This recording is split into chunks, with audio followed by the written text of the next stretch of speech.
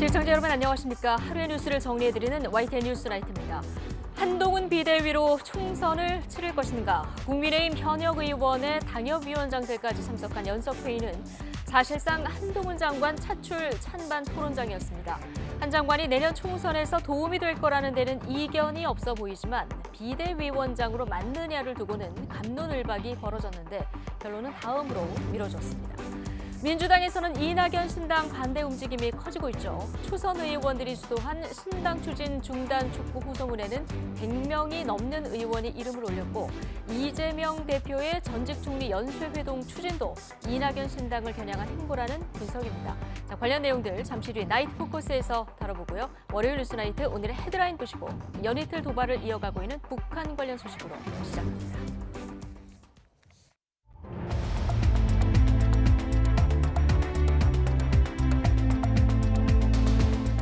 12월 18일 월요일 뉴스나이트 주요 뉴스입니다. 연일 강추위가 이어지는 가운데 곳곳에서 열차 운행에 차질이 빚어 시민들이 출근길에 불편을 겪었습니다.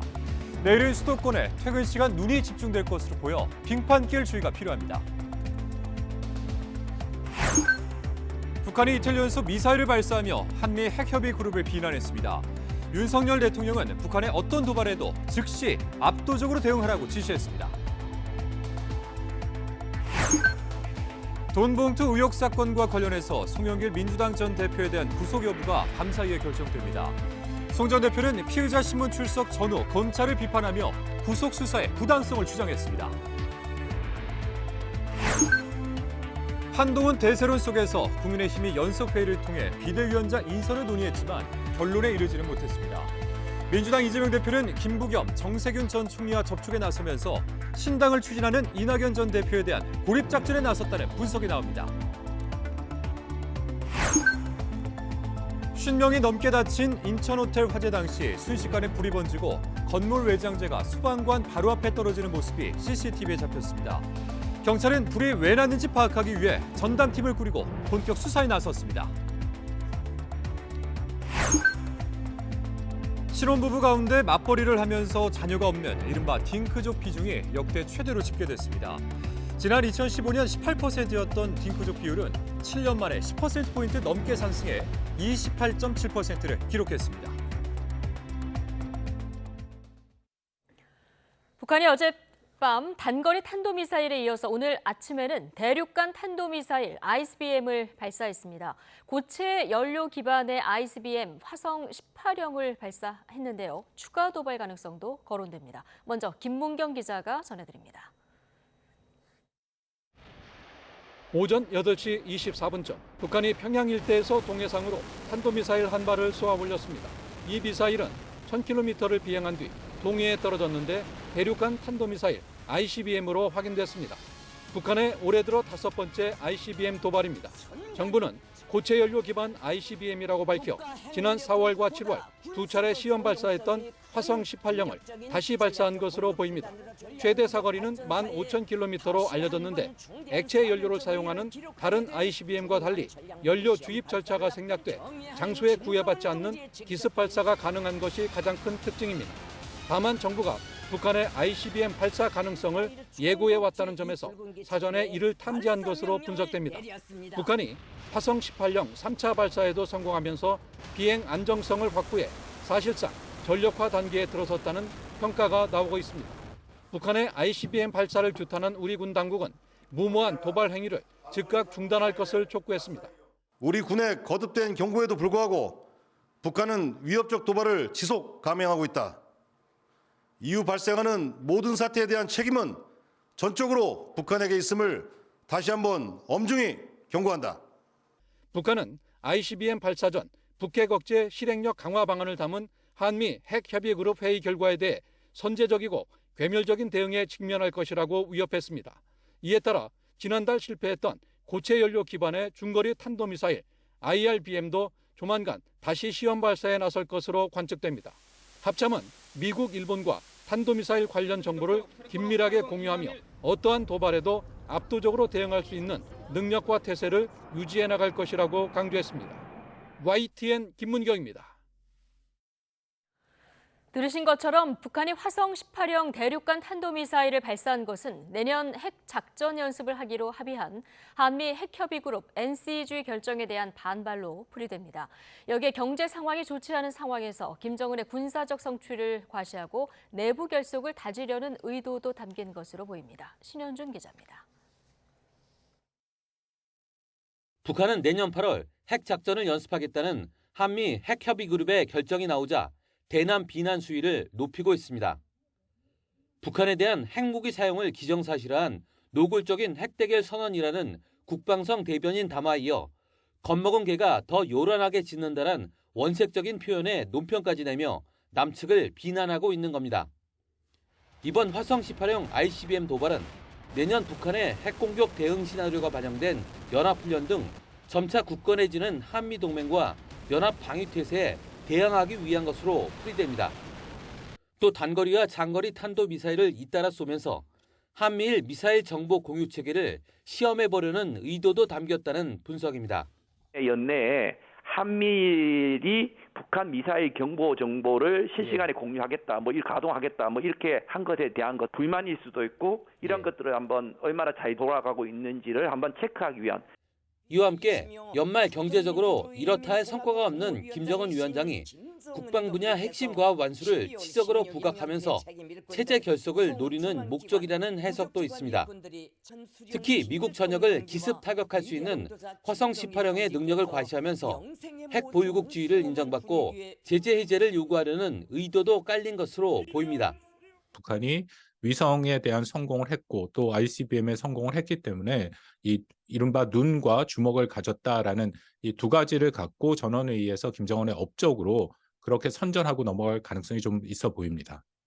정부는 북한에 잇따른 도발이 명백한 유엔 안보리 결의 위반이라며 중단을 촉구했습니다. 북한의 어떠한 도발에 대해서도 한미동맹은 즉각적이고 압도적으로 대응해 나갈 것입니다. 북한은 이제라도 도발과 위협의 잘못된 길에서 벗어나 대화와 협력의 길로 나와야 할 것입니다. 한미일 북핵 수석 대표도 유선 협의를 열고 북한의 불법 핵 개발은 한미일과 국제사회의 대북 공조를 강화시켜 북한 스스로의 안보를 저해할 뿐이라고 경고했습니다. YTN 신현준입니다. 윤석열 대통령은 이틀 연속 이어진 북한의 도발에 즉각적이고도 압도적인 대비 태세를 지시했습니다. 북한 미사일에 대한 경보 정보를 실시간 공유하는 등 한미일 공동 대응도 강조했습니다. 권남기 기자의 보도입니다.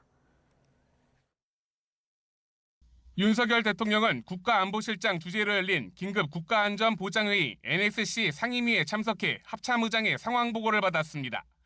윤 대통령은 우리 영토와 국민에 대한 북한의 어떤 도발도 즉시 압도적으로 대응하라고 지시했습니다.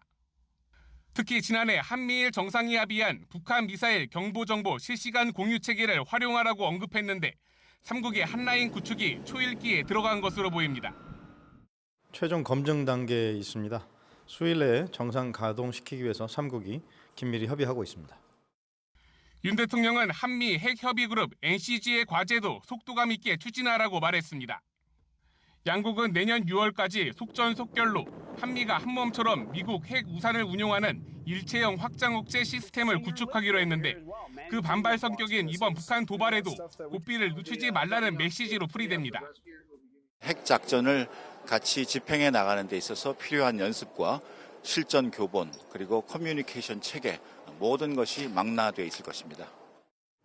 조태영 국가안보실장은 미일 안보실장과의 전화통화를 통해 북한의 미사일 경보 정보 실시간 공유 체계를 활용한 한미일 안보 협력을 평가하고 이를 더욱 강화하기로 했습니다. NSC 상임위에선 북한을 향한 규탄이 쏟아졌습니다. 북한이 미사일 발사로 막대한 자금을 탕진하며 어려운 민생을 버려둔다. 더 나아가 평양 소수 옹이 세력에만 특권을 허용하는 반인권적 행태를 국제사회에 알려야 한다는 지적이 나왔습니다. 북한의 ICBM 도발은 올해 들어 5번째입니다. 고조되는 북핵과 미사일 위협 속에 윤 대통령은 연말 연시 추가 도발 가능성에 대비해 대응 태세에 만전을 기하라고 강조했습니다. YTN 권남기입니다. 한미일 북핵 수석 대표가 북한의 연이은 탄도미사일 발사를 강력히 규탄하면서 북한이 위협과 도발을 즉각 중단하고 비핵화의 길로 복귀할 것을 촉구했습니다.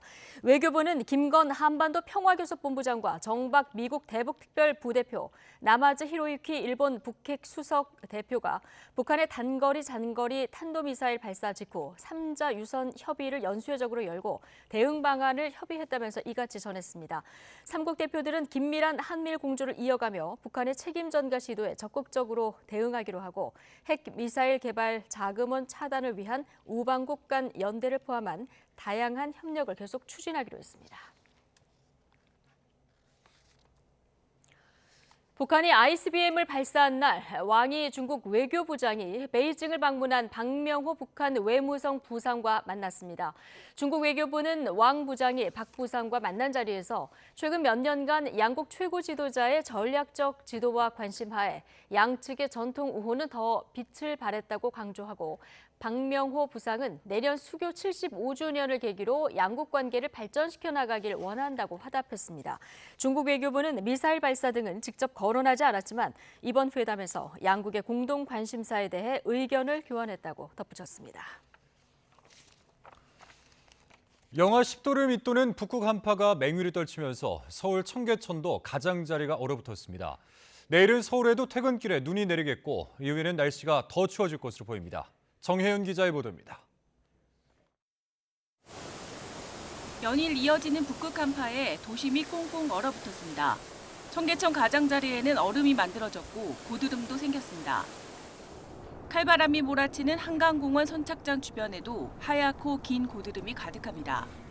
서울은 이틀째 아침 기온이 영하 12도 아래로 떨어졌고 체감온도는 영하 20도에 육박했습니다. 그 밖에 철원 임남면 영하 21.2도, 파주 영하 14.9도, 전주 영하 10.4도, 부산 영하 5.4도 등 전국이 예년 수준을 10도 이상 밑돌았습니다. 내일은 북극 한파의 기세는 잠시 주춤하면서 내륙에 눈이 내리겠습니다. 서해에 만들어진 눈구름이 내륙으로 유입되는 건데 저녁 퇴근길에는 서울에 1에서 3cm의 눈이 오겠습니다. 충청 등 중부 일부에는 최고 7cm의 눈이 내리며 대설특보가 내려질 가능성도 있습니다. 북쪽 기압골의 영향으로 19일 늦은 오후부터 수도권과 강원 영서, 충청권을 중심으로 눈이 내리겠고 기온이 낮아 내린 눈이 그대로 쌓일 가능성이 높습니다. 모레부터는 더 강력한 북극 한기가 밀려오겠습니다. 특히 목요일에는 서울 기온이 영하 14도까지 떨어지며 이번 겨울 들어 가장 춥겠고 주말까지 예년보다 추운 날씨가 이어지겠습니다. 따라서 계량기 동파가 잇따르고 한강이 결빙될 가능성도 큽니다. 또 서해안과 제주도에는 강풍과 함께 폭설이 쏟아질 것으로 보여 항공기와 여객선 결항이 속출할 것으로 우려됩니다. YTN 정혜윤입니다. 네, 영하권 강추위 속에 곳곳에서 열차 운행에도 차질이 빚어졌습니다. 월요일 출근길 시민들이 큰 불편을 겪었고 혼잡 여파로 어지럼증과 호흡곤란을 호소하는 환자도 발생했습니다. 윤태인 기자의 보도입니다. 형광조끼에 모자를 쓴 남성이 아슬아슬 고가철로 위를 달립니다. 한참을 뛰어온 뒤 열차에 오릅니다. 무인 경전철이 선로 한가운데 멈춰서자 급하게 투입된 기관사입니다.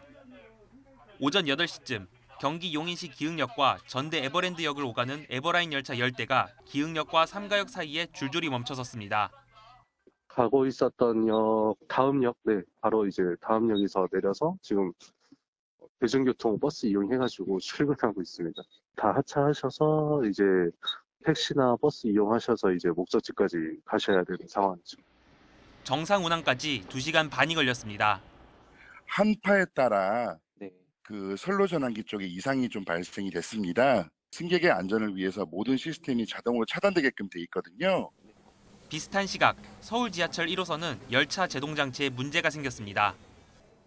강한 한파로 인한 차량 장애 여파로 인하여 1호선 전동 열차 운행이 지연 또는 불규칙하게 운행되고 있습니다. 이 때문에 승객 500명 정도가 20여 분 뒤에 다른 열차로 갈아타는 불편을 겪었습니다. 앞서 새벽에 동묘암역을 지나던 1호선 열차도 고장으로 갑자기 지연되면서 출근길 시민들 발길을 붙잡았습니다. 많이 힘들었죠. 거기서 15분을 기다렸는데요. 그다음에 이제 특급이 있었는데 특급이 중간에 없어져 버렸더라고요. 출근 시간대 많은 인파로 악명 높은 김포 골드라인도 운행에 차질이 빚어졌습니다. 전동차 한 대가 고장나 멈추면서 뒤따르던 열차가 줄줄이 늦어졌습니다. 이 여파로 당시 10분 정도 열차에 갇힌 여성 2명이 호흡곤란과 어지럼증을 호소해 병원으로 옮겨졌습니다. YTN 윤태인입니다. 50명 넘게 다친 인천 호텔 화재의 원인을 파악하기 위해서 경찰이 전담팀을 꾸리고 본격적인 수사에 착수했습니다. 화재 발생 초기 당시 주변 CCTV에는 건물 잔해가 소방관 바로 옆에 떨어지는 등 긴박했던 상황이 그대로 담겼습니다. 임예진 기자가 보도하겠습니다.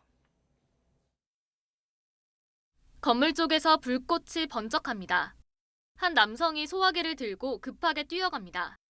하얀 소화제가 뿌려지지만 역부족입니다. 소방관이 도착한 뒤에도 화마의 기세가 꺾이지 않습니다. 건물 외장재가 출동한 소방관 머리를 스치듯 떨어집니다. 몸을 피하느라 헬멧까지 벗겨지는 아찔한 순간입니다. 인천에 있는 호텔에서 불이 시작됐을 당시 상황입니다. 이튿날 날이 밝자 뼈대만 앙상한 건물이 모습을 드러냈습니다. 주변에 세워진 차량 위로는 희뿌연 잔해가 쌓였습니다. 잿더미가 된 건물에서 경찰과 소방당국은 화재 원인을 찾기 위한 감식을 벌였습니다. 주차 타워와 호텔이 연결된 1층 통로, 특히 천장 부분을 집중적으로 살폈습니다. 1층 천장에서 불꽃이 보였다는 목격자 진술이 있었기 때문입니다. 경찰 관계자는 YTN과의 통화에서 방화 가능성은 희박한 것으로 본다면서 불이 시작된 위치는 언론에 나오는 대로 어느 정도 좁혀졌다고 설명했습니다. 또 소방 관계자는 건물 뒤쪽 필로티 천장 쪽에서 불꽃이 생긴 것으로 보인다며 경찰과 국과수에서 전기 배선 등을 가져가 자세히 분석할 예정이라고 덧붙였습니다. 경찰은 인천청 형사과장을 팀장으로 하는 전담팀을 꾸렸습니다. 불이 난 호텔은 지난 2016년 오피스텔을 숙박시설로 용도 변경해서 사용하다가 단속에 적발된 적이 있는 것으로 확인됐습니다. YTN 임혜진입니다. 경복궁 담벼락이 낙서로 훼손된 지 하루 만에 또 다른 낙서를 한 남성이 검거돼 경찰 조사를 받았습니다. 경찰은 최초 담벼락을 훼손한 남녀 용의자도 사실상 특정하고 추적하고 있습니다. 유서현 기자입니다.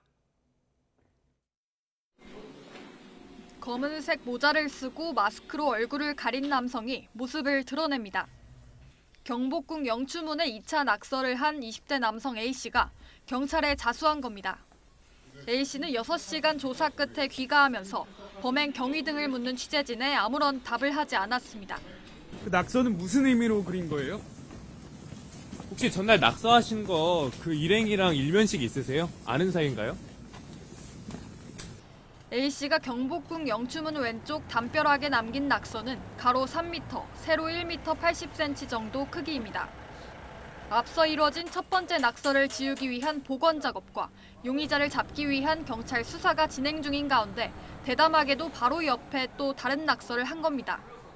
현재는 가려져 있는 상태이지만 국내 가수와 앨범의 이름을 붉은색 스프레이로 쓴 것으로 파악됐습니다.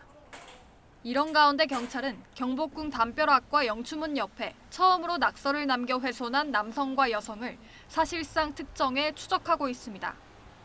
이들이 택시를 타고 이동한 사실을 파악하고 승하차 기록 확보를 위해 압수영장도 신청했습니다. 경찰 관계자는 문화재 훼손을 심각한 범죄로 보고 있다며 엄정 대응할 방침이라고 밝혔습니다. 사건 이후 경찰은 주요 도심 문화재에 대한 순찰을 강화했습니다. 하지만 경찰력으로는 한계가 있을 수 있는 만큼 훼손 사례를 발견할 경우 시민들의 적극적인 신고를 당부했습니다. YTN 유서연입니다.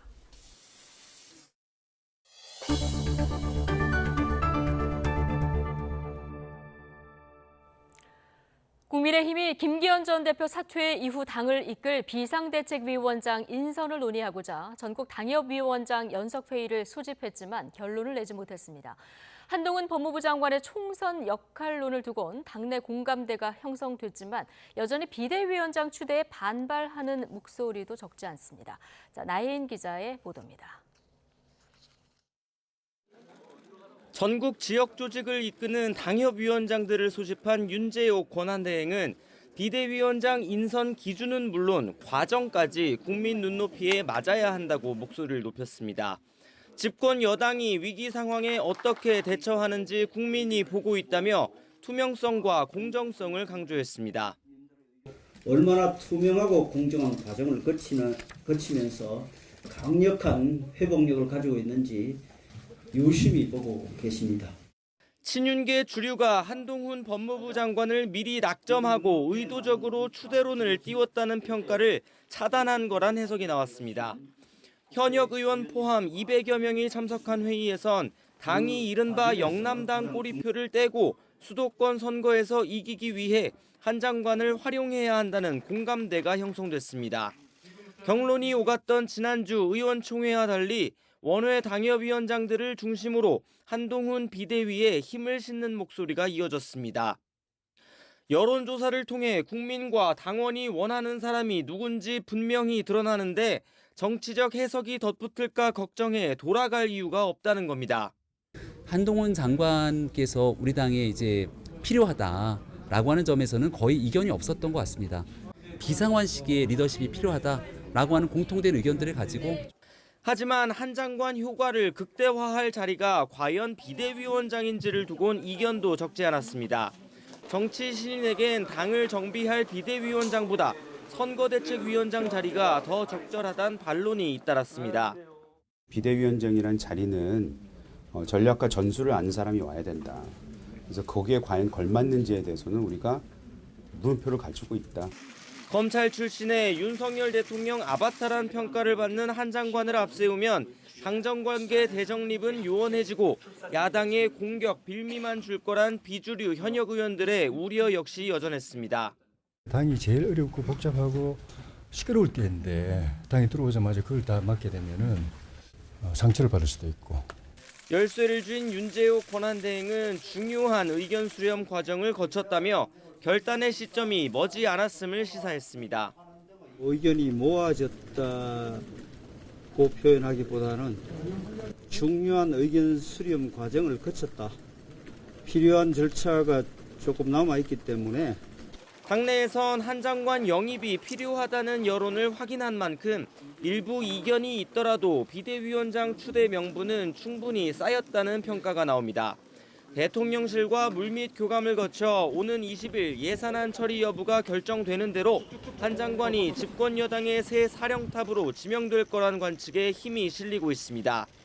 YTN 나인입니다. 여권발 인적 쇄신 논의가 당내 혁신력으로 이어지면서 거센 압박을 받는 민주당 이재명 대표가 이른바 삼총리 연대설의 한 축인 김부겸 전 총리를 만났습니다. 모레 정식 회동을 앞두고 김대중 전 대통령 관련 행사에 함께 참석한 건데 이낙연 전 대표를 견제한 거란 분석이 많습니다. 김대겸 기자의 보도입니다. 이재명 대표와 김부겸 전 총리가 만난 곳은 야권에선 통합의 상징처럼 여겨지는 김대중 전 대통령 관련 행사였습니다. 김 전 총리는 최근 신당 창당을 선언한 이낙연 전 대표와 당내 비주류 측의 통합비대위 요구를 염두에 둔 듯 이 대표에게 큰 폭의 행보를 당부했습니다. 얼마나 어렵게 만들어진 이 정치적 큰 흐름입니까? 그 민주당을 중심으로 한 그동안의 이런 역사를 그걸 더 큰 물줄기를 만들어 주셨으면 좋겠다. 이 대표는 민주주의와 민생경제를 살리기 위해 모두가 힘을 합칠 수 있도록 노력하겠다며 통합에 방점을 찍었습니다. 지금 상황에서 가장 중요한 것은 민주주의와 민생경제의 후퇴, 퇴행을 막는 것입니다. 백지장도 맞들어야 되는 상황이어서 모두가 함께 힘을 합칠 수 있도록. 모레 정식 회동을 앞두고 굳이 사전 환담을 공개한 건 앞서 이낙연 전 대표가 언급한 삼총리 연대설을 염두에 둔 행보란 분석이 우세합니다. 이 대표가 오는 28일 정세균 전 총리와의 회동까지 예고하며 이른바 이낙연 고립작전에 속도를 내고 있다는 겁니다. 이낙연 대표 전 대표도 좀 서두르고 명분 제시가 부족하고 과연 그 길이 정답인가에 대한 고민이 있습니다만 당내에서 다루는 방식도 저렇게 하면 안 되고 당 대표도 좀 나서야죠. 애초 명락회동 성사 가능성도 거론됐지만 이낙연 전 대표는 일정상 이유로 같은 시각 시사회에 참석하지 않았습니다. 사실상 이재명 대표와 회동을 피한 것 아니냐는 해석이 나왔는데 당내에선 이 전 대표를 향한 비판 여론이 확산하고 있습니다. 초선들이 주도한 신당 반대 연서명에는 현역 의원 110여 명이 동참했고 원외 예비주자들도 분열은 필패라며 이 전 대표 규탄에 가세했습니다. 헛된 정치적 욕망으로 자신의 역사와 민주당의 이름에 먹칠을 하고 선후배 동지들에게 깊은 상처를 주고 있습니다. 하지만 비주류 의원 모임인 원칙과 상식은 민주당 의원들이 하나가 돼 이 전 대표 짓누르기에 여념이 없다며 신당을 막기 위한 통합비대위로의 전환을 거듭 촉구했습니다. 압박과 반박이 이어지며 당내 갈등의 골이 깊어진 가운데 이 전 대표는 금태섭, 양양자 등 제3지대와의 접촉면을 넓히며 신당의 불씨를 키워가고 있습니다. 당 안팎에선 이재명 대표가 김부겸, 정세균 두 전직 총리와 한자리에 서는 것만으로도 3총리 연대설은 어느 정도 잠재울 수 있을 거란 전망을 내놓고 있습니다. 하지만 이낙연 전 대표의 신당을 끝내 막지 못한다면 통합이란 목표는 반감될 수밖에 없다는 지적도 만만치 않습니다. YTN 김대겸입니다. 재작년 민주당 전당대회 돈봉투 의혹의 최대 수혜자로 지목된 송영길 전 대표가 법원에 출석해 구속영장 심사를 받았습니다. 송 전 대표 측과 검찰이 치열한 법정 공방을 벌이면서 구속 여부는 오늘 밤이나 내일 새벽쯤에 결정될 전망입니다. 송재인 기자입니다. 전당대회 돈봉투 의혹으로 영장심사에 출석한 송영길 전 대표는 묵비권을 행사했던 검찰 조사 때와 달리 성실히 소명하겠다며 법리 다툼을 예고했습니다. 그렇게 6시간 반에 걸친 심사에서 구속 필요성을 두고 한치의 양보 없는 대치를 이어간 송 전 대표 측과 검찰.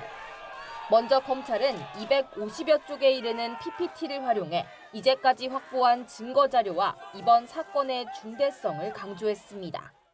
재작년 전당대회를 앞두고 송영길 캠프가 당내에 뿌린 돈 가운데 적어도 6,650만 원은 후보자였던 송 전 대표도 알고 있었다며 매표 행위로 민주주의의 근간을 훼손한 데 대한 엄중한 조처가 필요하다고 강조했습니다.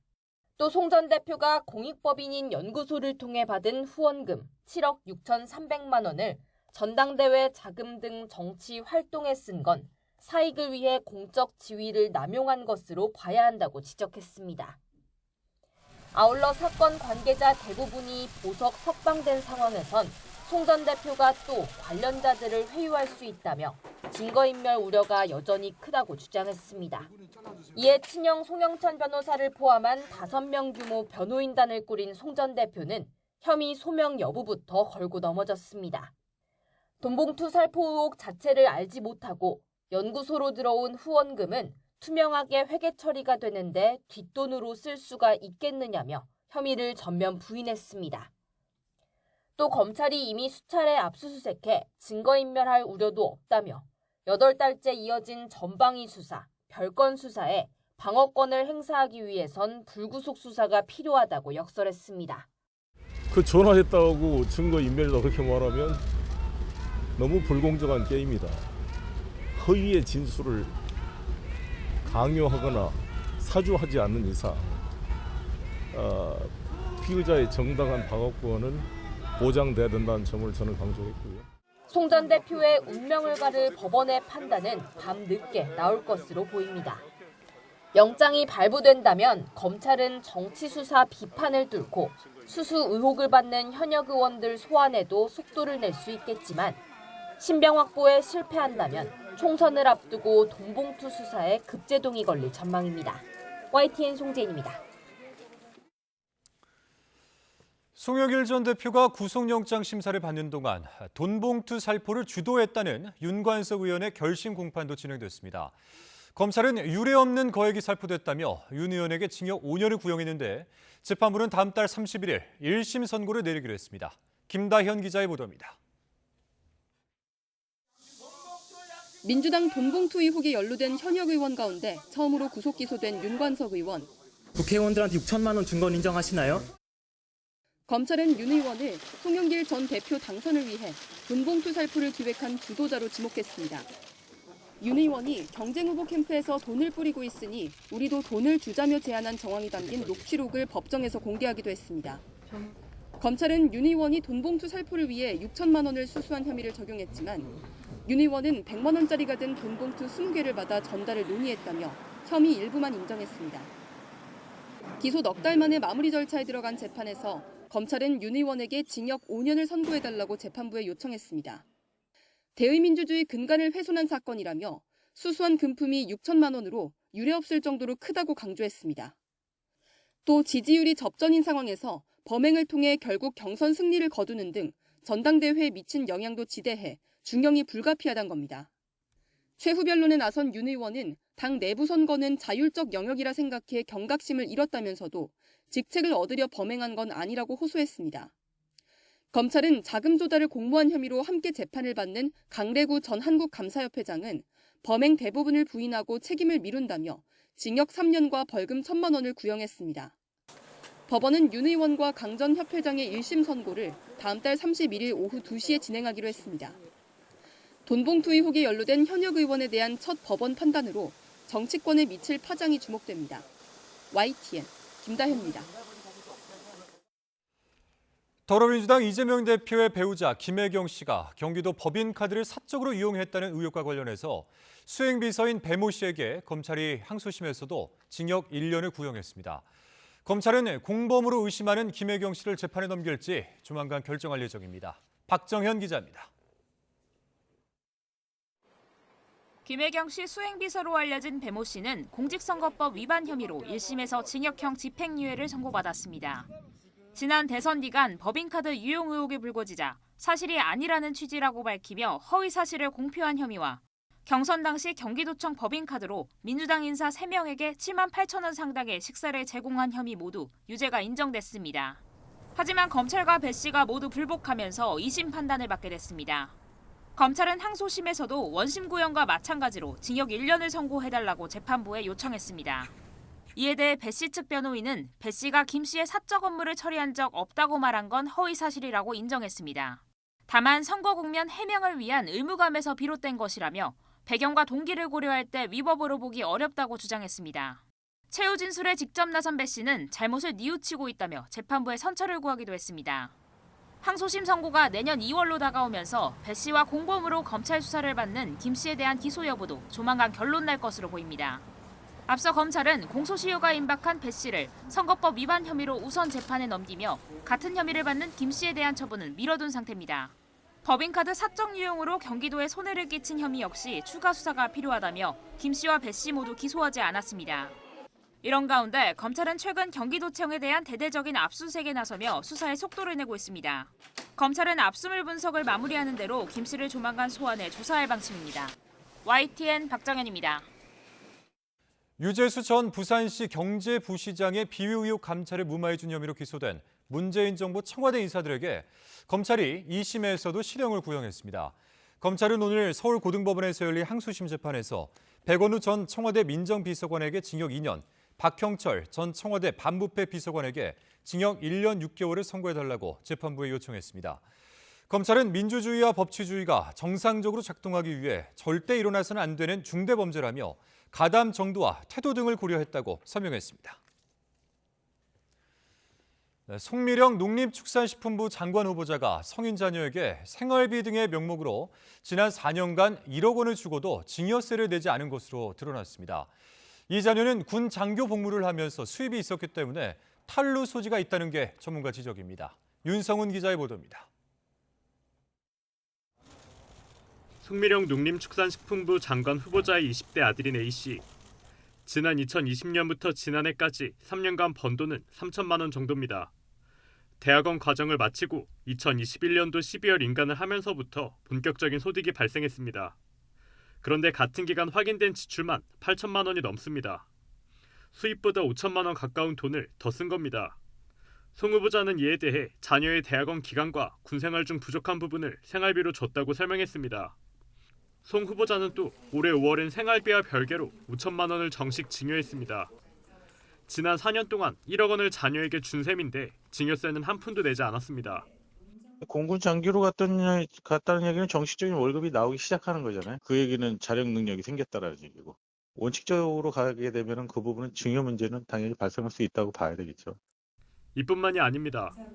송 후보자 자녀는 지난 2014년부터 저축보험 상품에 투자해 4,700만 원의 자산을 축적했습니다. 부모에게서 받은 생활비 덕분에 가능했습니다. 어머님 용돈을 받아서 자기 계좌에서 매월 그렇게 계좌이체를 했다고 이제 그렇게 설명을 들었습니다. 이에 대해 송 후보자 측은 법률 자문을 거쳐 필요하다면 증여세를 납부하겠다고 밝혔습니다. YTN 윤성훈입니다.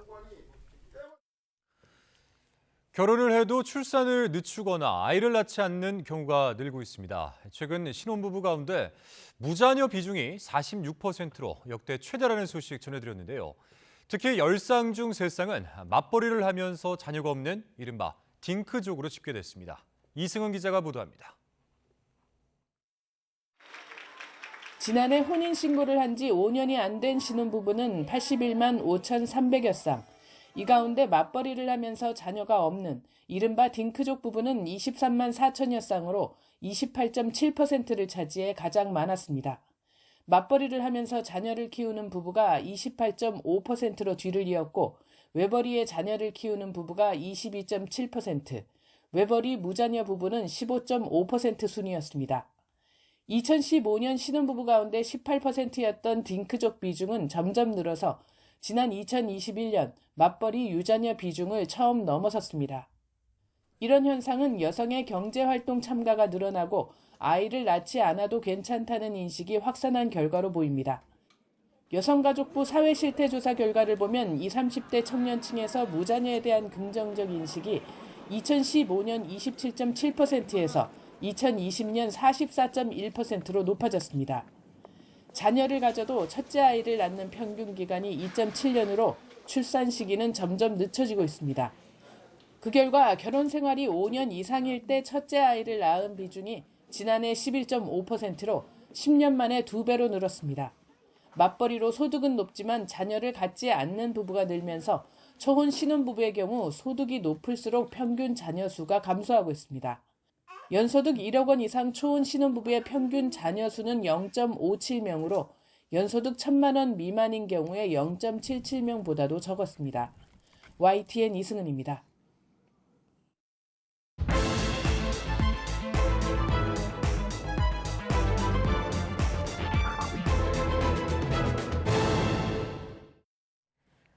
정치권 관심 뉴스들 진단해보는 나이트 포커스. 오늘은 김민수 국민의힘 대변인 그리고 김상일 정치평론가 두 분과 함께하겠습니다. 어서 오십시오. 반갑습니다. 네, 안녕하십니까. 자, 국민의힘 비대위원장을 누구에게 맡길 것인가. 오늘 현역 의원과 당협위원장까지 참석한 비공개 연석회의가 열렸는데요. 결론이 나지는 못했습니다. 한동훈 장관을 놓고 당내에서 여러 가지 의견들이 좀 나오고 있는데요. 먼저 관련 발언 듣고 오시겠습니다. 지금 국민의힘에서 이재명 대표에 필적할 수 있는 유일한 대권 주자로서의 여론조사가 나오는 그 힘을 갖고 있는 게 한동훈 장관이 거의 유일하기 때문에 판을 한번 제대로 바꿔낼 수 있지 않겠는가라고 하는 생각을 좀 해봤습니다. 기성 정치인들과 다른 한동훈 장관의 모습에 새로움을 느끼는 사람들이 꽤나 많더라고요. 이렇게 좋은 자원이 너무 일찍 등판을 해서 상처가 야당의 집중적인 공격을 받지 않겠어요? 그러면 상처가 날 수도 있기 때문에 정치적으로 여러 가지 판단을 한번 해볼 필요가 있다고 생각을 해요. 검찰 출신에 대한 그런 국민적 여러 가지 비판 여론이 많거든요. 그런데 그런 상황에서 비대위원장까지 검사 출신을 모셔오는 것, 이 부분은 아무래도 선거 프레임으로 좋지 않다 이렇게 보는 것이고 또 제일 문제는 본인 선거 한번 안 치러본 분이 선거를 지휘할 수 있느냐 이런 부분에서 사실 걱정이 많이 되는 겁니다. 네. 자, 기존 정치인과는 달라서 좀 판을 바꿀 적임자다 이런 의견도 있었고요. 너무 일찍 등판하면 좋은 자원에 좀 상처가 난다는 의견도 있었고 마지막에 이제 검찰 출신이라는 점 그리고 자기 선거도 한번 안 해봤다는 점 이런 점들 때문에 이제 반대하는 의견도 있었는데 이거는 회의 전에 나왔었던 어떤 인터뷰 내용들을 저희가 모은 거고요. 오늘 회의에서는 그런데 자, 비대위원장을 누구에게 맡기는 게 적합한 것인가 이것보다는 한동훈 장관을 차출하는 데는 찬반 토론 같은 분위기였던 것 같아요. 네, 일단 오늘 연석회의 같은 경우에 주로 원외위원장들에게 충분한 발언 기회, 그러니까 어떤 말이든 가감 없이 할 수 있는 그런 기회장이었다라고 보면 될 것 같고요. 그리고 원외위원장들 중에서 이제 뭐 수도권 험지들에서 다투고 있는, 분투하고 있는 원외위원장들이 굉장히 많은 의사 표현을 하고 그리고 대화할 수 있는 기회장이기도 했다라고 생각합니다. 그리고 이제 방금 말씀하셨던 대로 주로 한동훈 이제 장관이 위원장을 맡는 것이 좋으냐 나쁘냐를 두고 이제 많은 이야기가 와갔다라고 하면 주로 긍정적인 이야기들이 80%였으나 그러니까 이제 좀 부정적인 내용들은 싫다가 아니라 비대위원장으로 적합한 것이냐, 여기에서 소모되어서 되는 것이냐 하는 좀 이제 아끼는 마음이었다라고 보면 될 것 같습니다. 그리고 이제 제 개인적인 부분으로 말씀을 좀 드리면은 이에 대한 여러 의견들이 좀 나오고 있는데 실제로 제가 한번 그 YTN에 나와서도 말씀드렸지만은 비대위의 성공 확률이 굉장히 낮습니다. 네, 그러니까 국민의힘 같은 경우 전신까지 해서 10차례 정도의 비대위가 있었고 그중에 제가 2012년 박근혜 비대위가 성공했었다. 네. 민주당 같은 경우는 2016년에 김종인 비대위 단 한 건씩 성공했는데 성공 확률이 10% 이하로 떨어진다. 그렇기 때문에 비대위 출범에 저는 애초부터 조금은 반대했던 사람이지만은 이왕에 출범을 했다라고 하면 성공하는 방향으로 가야 되지 않겠습니까? 근데 성공했던 비대위들의 이 면모를 준 공통인자들을 좀 찾아본다라고 하면은 세 가지 정도를 찾을 수 있는데요. 그 중에 절대적인 한 가지를 한동훈 장관이 가지고 있다라고 생각합니다. 그러니까 2012년 국민의힘의 박근혜 비대위와 그리고 2016년에 김종인 비대위를 살펴보면은 미래 권력 또는 미래 권력이 지지한 비대위가 힘을 받더라. 왜냐하면 비대위에서 여러 가지 안건들이 나올 텐데 이런 것들을 힘을 모을 수 있는 미래 권력이라는 믿음이 있어야 된다. 근데 이게 한동훈 장관으로서 가장 큰 부분을 차지한다라고 볼 것이고요.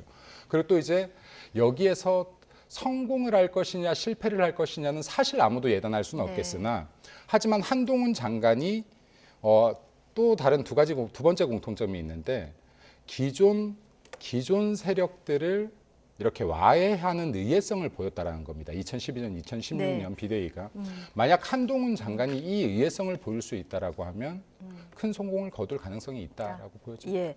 자, 우리 김민수 대변인은 얘기를 들어보면 찬성 쪽에 가까우신 것 같고요.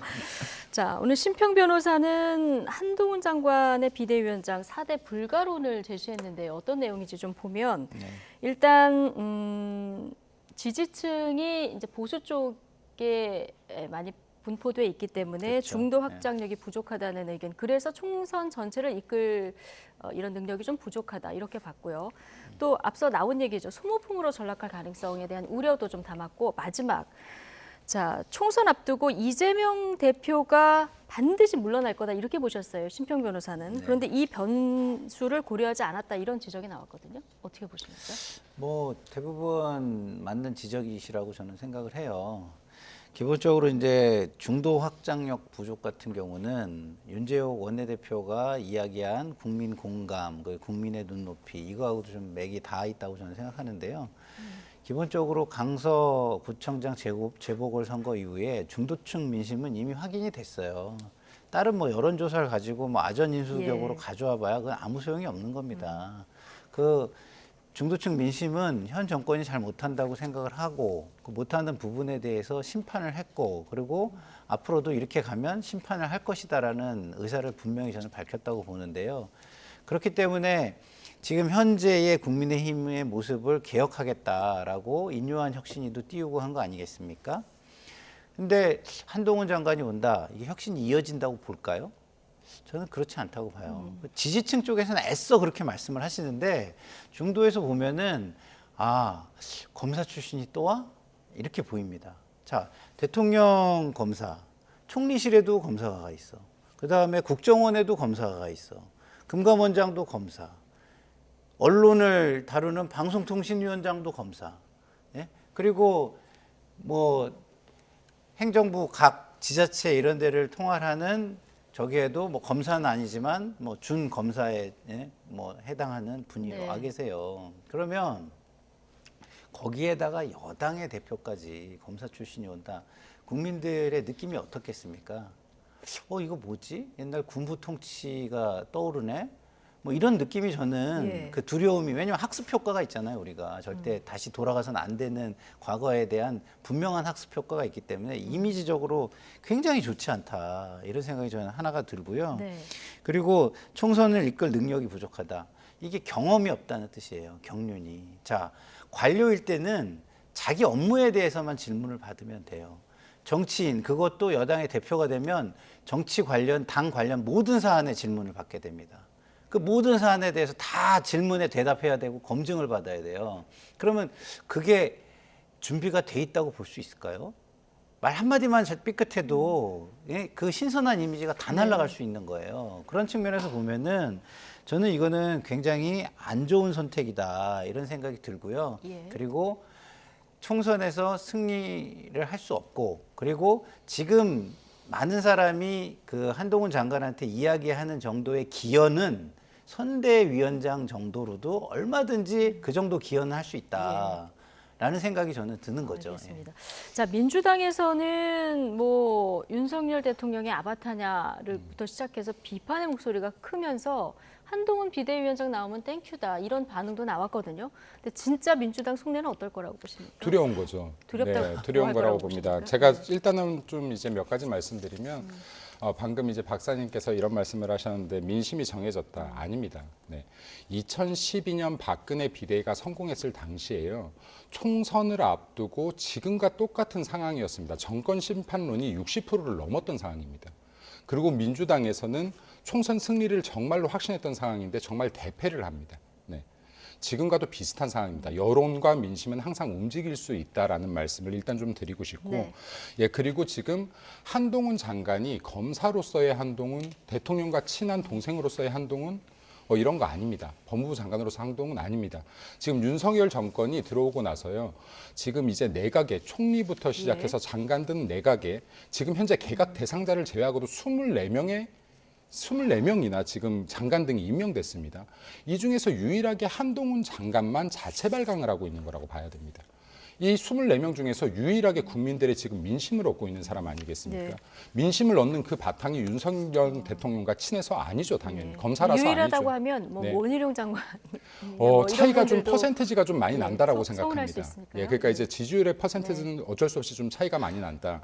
이재명 대표와 맞설 수 있는 지지율을 보이고 있는 것은 한동훈 장관뿐이다라는 점에서 제가 좀 이렇게 말씀을 드리고 있고, 그리고 또 한 가지만 더 말씀드리면 경험이 많다 이런 이야기들, 경험이 없다라는 이야기를 많이 하는데 정치권의 정말로 여의도 문법 중에 하나가 정치에 대한 경험, 정치 구단, 정치 8단 이런 이야기를 하는데요. 자칭 타칭 정치 구단이라고 하던 분들이 비대위나 당을 이끌었을 때 얼마나 긍정적인 변화를 많이 이끌어냈는가. 예를 들어서 민주당 같은 경우도 2010년, 12년에 보면요. 박지원 그리고 문희상 대표 같은 분들이 비대위원장을 맡았었습니다. 이렇게 자칭 타칭 정치 구단이라는 분들은 과연 어떤 변화를 이끌어냈는가. 그래서 정치에 대한 변화는 결코 근속연수나 얼만큼 오래됐냐와 그리고 이러한 정치 구단이다, 8단이다, 경험이 결정하지 않는다 하는 말씀도 좀 드리고 싶습니다. 네. 민주당 입장에서는 어떻습니까? 제가 그러니까 다른 시각을 좀 말씀을 드려야 될 것 같은데요. 지금 일단은 저는 제 애정을 가지고 우리 정치 발전을 했으면 좋겠다. 뭐 국민의힘이 잘 돼야 야당도 변화가 있다. 이런 생각에서 드렸는데 그걸 두려움이라고 얘기하시니까 제가 뭐 드릴 말씀이 없고요. 그 박근혜 비대위는요. 이 현재 여당에 대한 심판을 여당 내 야당으로 한 거로 우리가 많이 평가를 합니다. 그러니까 차별화를 확실히 한 비대위원장. 그게 미래 권력인 거예요. 지금 한동훈 장관은 그 차별화가 아니라 사실상 계승을 하는 황태자로 보이는 거예요. 많은 국민에게는. 저에게도 그렇게 보여요. 왜냐면 저는 한동훈 장관이 선대위원장으로 가서 많은 데를 지원 나가가지고 그 업적을 가지고 가고 그 가운데서 조금 부담이 덜한 상황에서 서사를 만들어 나간다면 다음 대선 후보로 갈 수 있는 저는 제목이라고 보거든요. 왜냐하면 지금 17% 그러니까 상당히 가장 높은 퍼센테이지의 저기를 가지고 있잖아요. 거의 뭐 이재명 대표하고도 뭐 그냥 오차 범위 정도에서 거의 있는 그런 정도의 지지도를 가지고 있단 말이에요. 그러면 이재명 대표는 국민에게 이미 다 알려졌기 때문에 비호감도가 굉장히 중요해요. 비호감도 70%가 이미 정해져 있잖아요. 근데 한동훈 장관은 10몇 프로의 지지율을 가지고 있다 하더라도 80몇 프로의 지지율이 정해지지 않은 거예요. 비호감이 아니고 비호감일 수도 있고 아닐 수도 있고 얼마든지 가능성이 있는 표란 말이죠. 그런 차원에서 보면은 조금만 서사를 만들어내고 아까 뭐 자체 발광이라고 하셨는데 저는 중도층에 있는 국민들과 물론 제 주변이 대부분은 중도에 가까운 사람이 많아서 그런지 모르지만 그 사람들이 과연 이것을 그렇게 봐줄까? 변하려고 하는구나. 새로운 사람을 데려왔구나. 이렇게 봐줄까요? 아니에요. 대부분 제 주변은요. 뭐라고 얘기하면 아이고 뭐 하나 했더니 역시나 이 정도로 지금 이야기를 합니다. 그 부분을 애정을 가지고 말씀을 드리는 거라는 걸 다시 한번 강조드리고요. 그렇게 받아들이시지 못하겠다면 저는 어쩔 수가 없죠. 정치권 전반에 대한 애정을 담아서 지금 하신 말씀이라는 점을 강조해 주셨는데요. 국민의힘 연석회에서 한동훈 비대위원장에 대해서 아까 8대2 정도 찬반이 나왔다고 하셨는데 어떤 분은 또 6대4 정도라고 하시고 어떤 분은 또 반반이라고 하시고 여러 가지 그 보도들이 좀 나오고 있는데요. 마치고 나오는 참석자들 얘기를 잠시 좀 듣고 오실까요? 다수의 의견은 특히 원외에서 오신 인사들은 한동훈 장관 외에는 대안이 없지 않느냐는 그런 솔직한 말씀을 하시더라고요. 원내에서는 뭐 일부는 조금 비대위원장보다는 선대위원장이 어울리지 않느냐, 뭐 보석 같은 분이지 않느냐. 그래서 좀 다르게 세야 되지 않느냐 그런 말씀도 하시고. 그러니까 나쁘게 평가하는 건 아닌 것 같고요. 한동훈 장관 카드를 비대위원장으로 쓸 필요가 있느냐라는 말씀을 드렸고 특히 이제 김건희 여사 특검법 관련해서 한동훈 장관이 무슨 발언을 하든 다 이해충돌처럼 비춰지기 때문에 우리가 과연 한동훈 장관이 그런 역할을 우리가 밀어넣는 게 과연 맞느냐 이런 의견도 전달했습니다. 자, 뭐 찬성 의견이 많은 가운데서 어떤 의견들이 좀 나왔냐면 그 비대위원장보다는 선대위원장직이 좀 더 맞지 않느냐 이런 의견이 좀 나왔다고 하고요. 지금 마지막에 김재섭 위원장이 한 얘기 중에 특히 김건희 여사 특검법 민주당이 연말에 통과시키겠다고 하고 있잖아요. 근데 이게 통과되면 한동훈 장관이 이제 무슨 말을 하든 다 이해충돌처럼 보일 거다. 여기에 한동훈 장관을 밀어넣을 필요가 있겠느냐 이런 의견이거든요. 어떻게 보십니까? 먼저 아까 제가 여야 성공했던 비대위의 공통점을 미래 권력이라는 거 하나와 그리고 기득권을 깨트렸던 의외성을 들었는데요. 그리고 나머지 세 번째가 자강론입니다. 근데 두 번째 거 좀 말씀드리면요. 한동훈 장관이 비대위원장으로 와서 기득권을 깨트리는 의외성을 보여줄 때 전 이 파급력은 정말로 상상하지 못할 정도로 강할 것이라고 생각합니다. 그렇기 때문에 이 부분에 대해서는 더 지켜볼 필요가 있다라는 생각을 가지고 있고요. 네, 그리고 아까 말씀하셨던 뭐 이해 충돌 같은 부분에 대해서는 이 정부와 당이요 맞서는 것을 국민들이 원하는 게 아닙니다. 단지 싸우는 것을. 여기에서 새로운 대안을 찾아내는 걸 원하는 거거든요. 근데 한동훈 장관이 무조건적으로 대통령의 말을 따르는 모습은 결코 보이지 않을 것이다라고 생각합니다. 아닌 것은 아니다라고 할 것이고 긴 것은 긴 것이다고 할 것이고 새로운 대안들을 찾아 나갈 수 있는 역량을 가진 사람이다라고 생각됩니다. 네. 그러면 만약에 대통령이 거부권을 행사해야 되는 이런 순간이 왔을 때 한동훈 법무부 장관이 뭔가 다른 의견을 대통령에게 건의할 수도 있다. 그러면 이제 윤석열 대통령이 나를 밟고 가라 이렇게 해주면 그거는 말씀하신 대로 엄청난 반전이 되는 거죠. 제가 말씀드렸듯이 대부분의 국민들은 한동훈 장관을 윤석열 대통령의 최측근 내지는 복심 이렇게 봐요. 심지어 여사의 측근으로까지 봐요. 그 이미지를 떨쳐버리기가 굉장히 어렵습니다. 그런데 만약에 나와가지고 대통령과 차별화를 하고 지금의 대통령 지지율이 낮은 상태에서 왜 낮은가에 대한 문제점을 직설적으로 지적한다.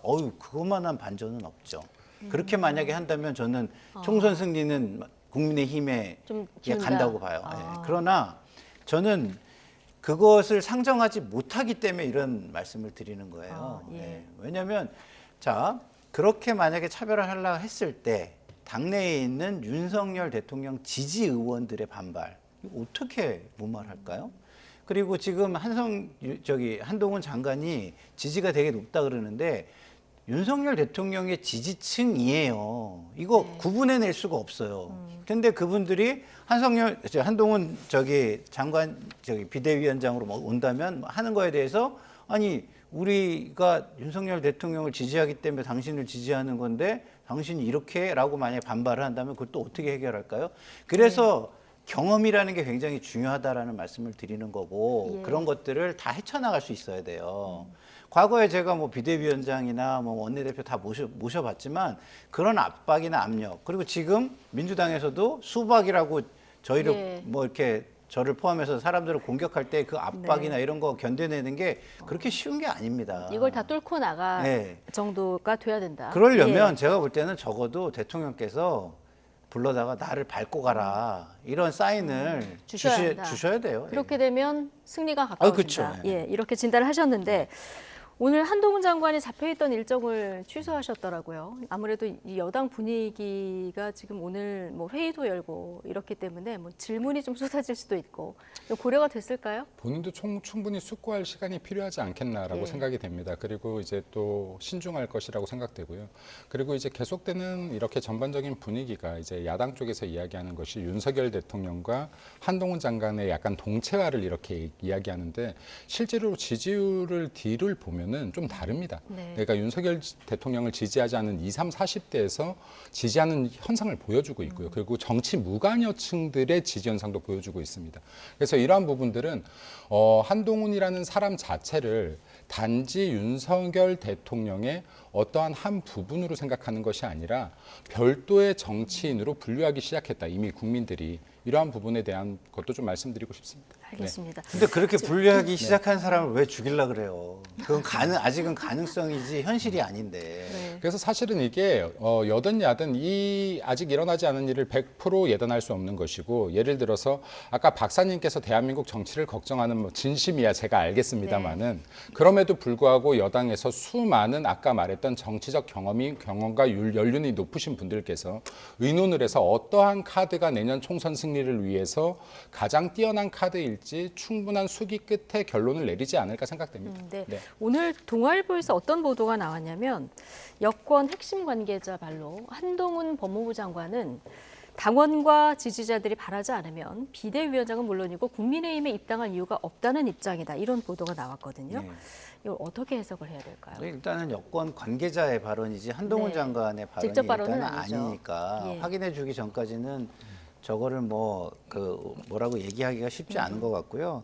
그냥 한동훈 장관의 입장을 제가 추측을 해보면 네. 비대위원장을 되게 하기 싫을 것 같아요. 왜냐하면 리스크가 너무 커요. 네. 근데 뭐 그렇기 때문에 리턴도 크다. 맞습니다. 근데 정치가 그렇게 도박식으로 할 수 있는 장인가요? 그러니까 우리가 소위 말해서 여의도에서 이런 얘기를 하거든요. 예. 정치판은 우습게 보면 안 된다. 이런 얘기를 많이 해요. 밖에서는 모든 걸 다 먹을 것처럼 그렇게 보여가지고 들어오지만 과거 사례를 보십시오. 문국현, 안철수 다 보세요. 다 먹었나요? 아니거든요. 그게 호락호락한 게 아니거든요. 변수가 너무너무 많아요. 그리고 같은 사건이 일어나도 정치에서는 시대나 환경에 따라서 같은 사건이 아닌 경우가 너무너무 많습니다. 예.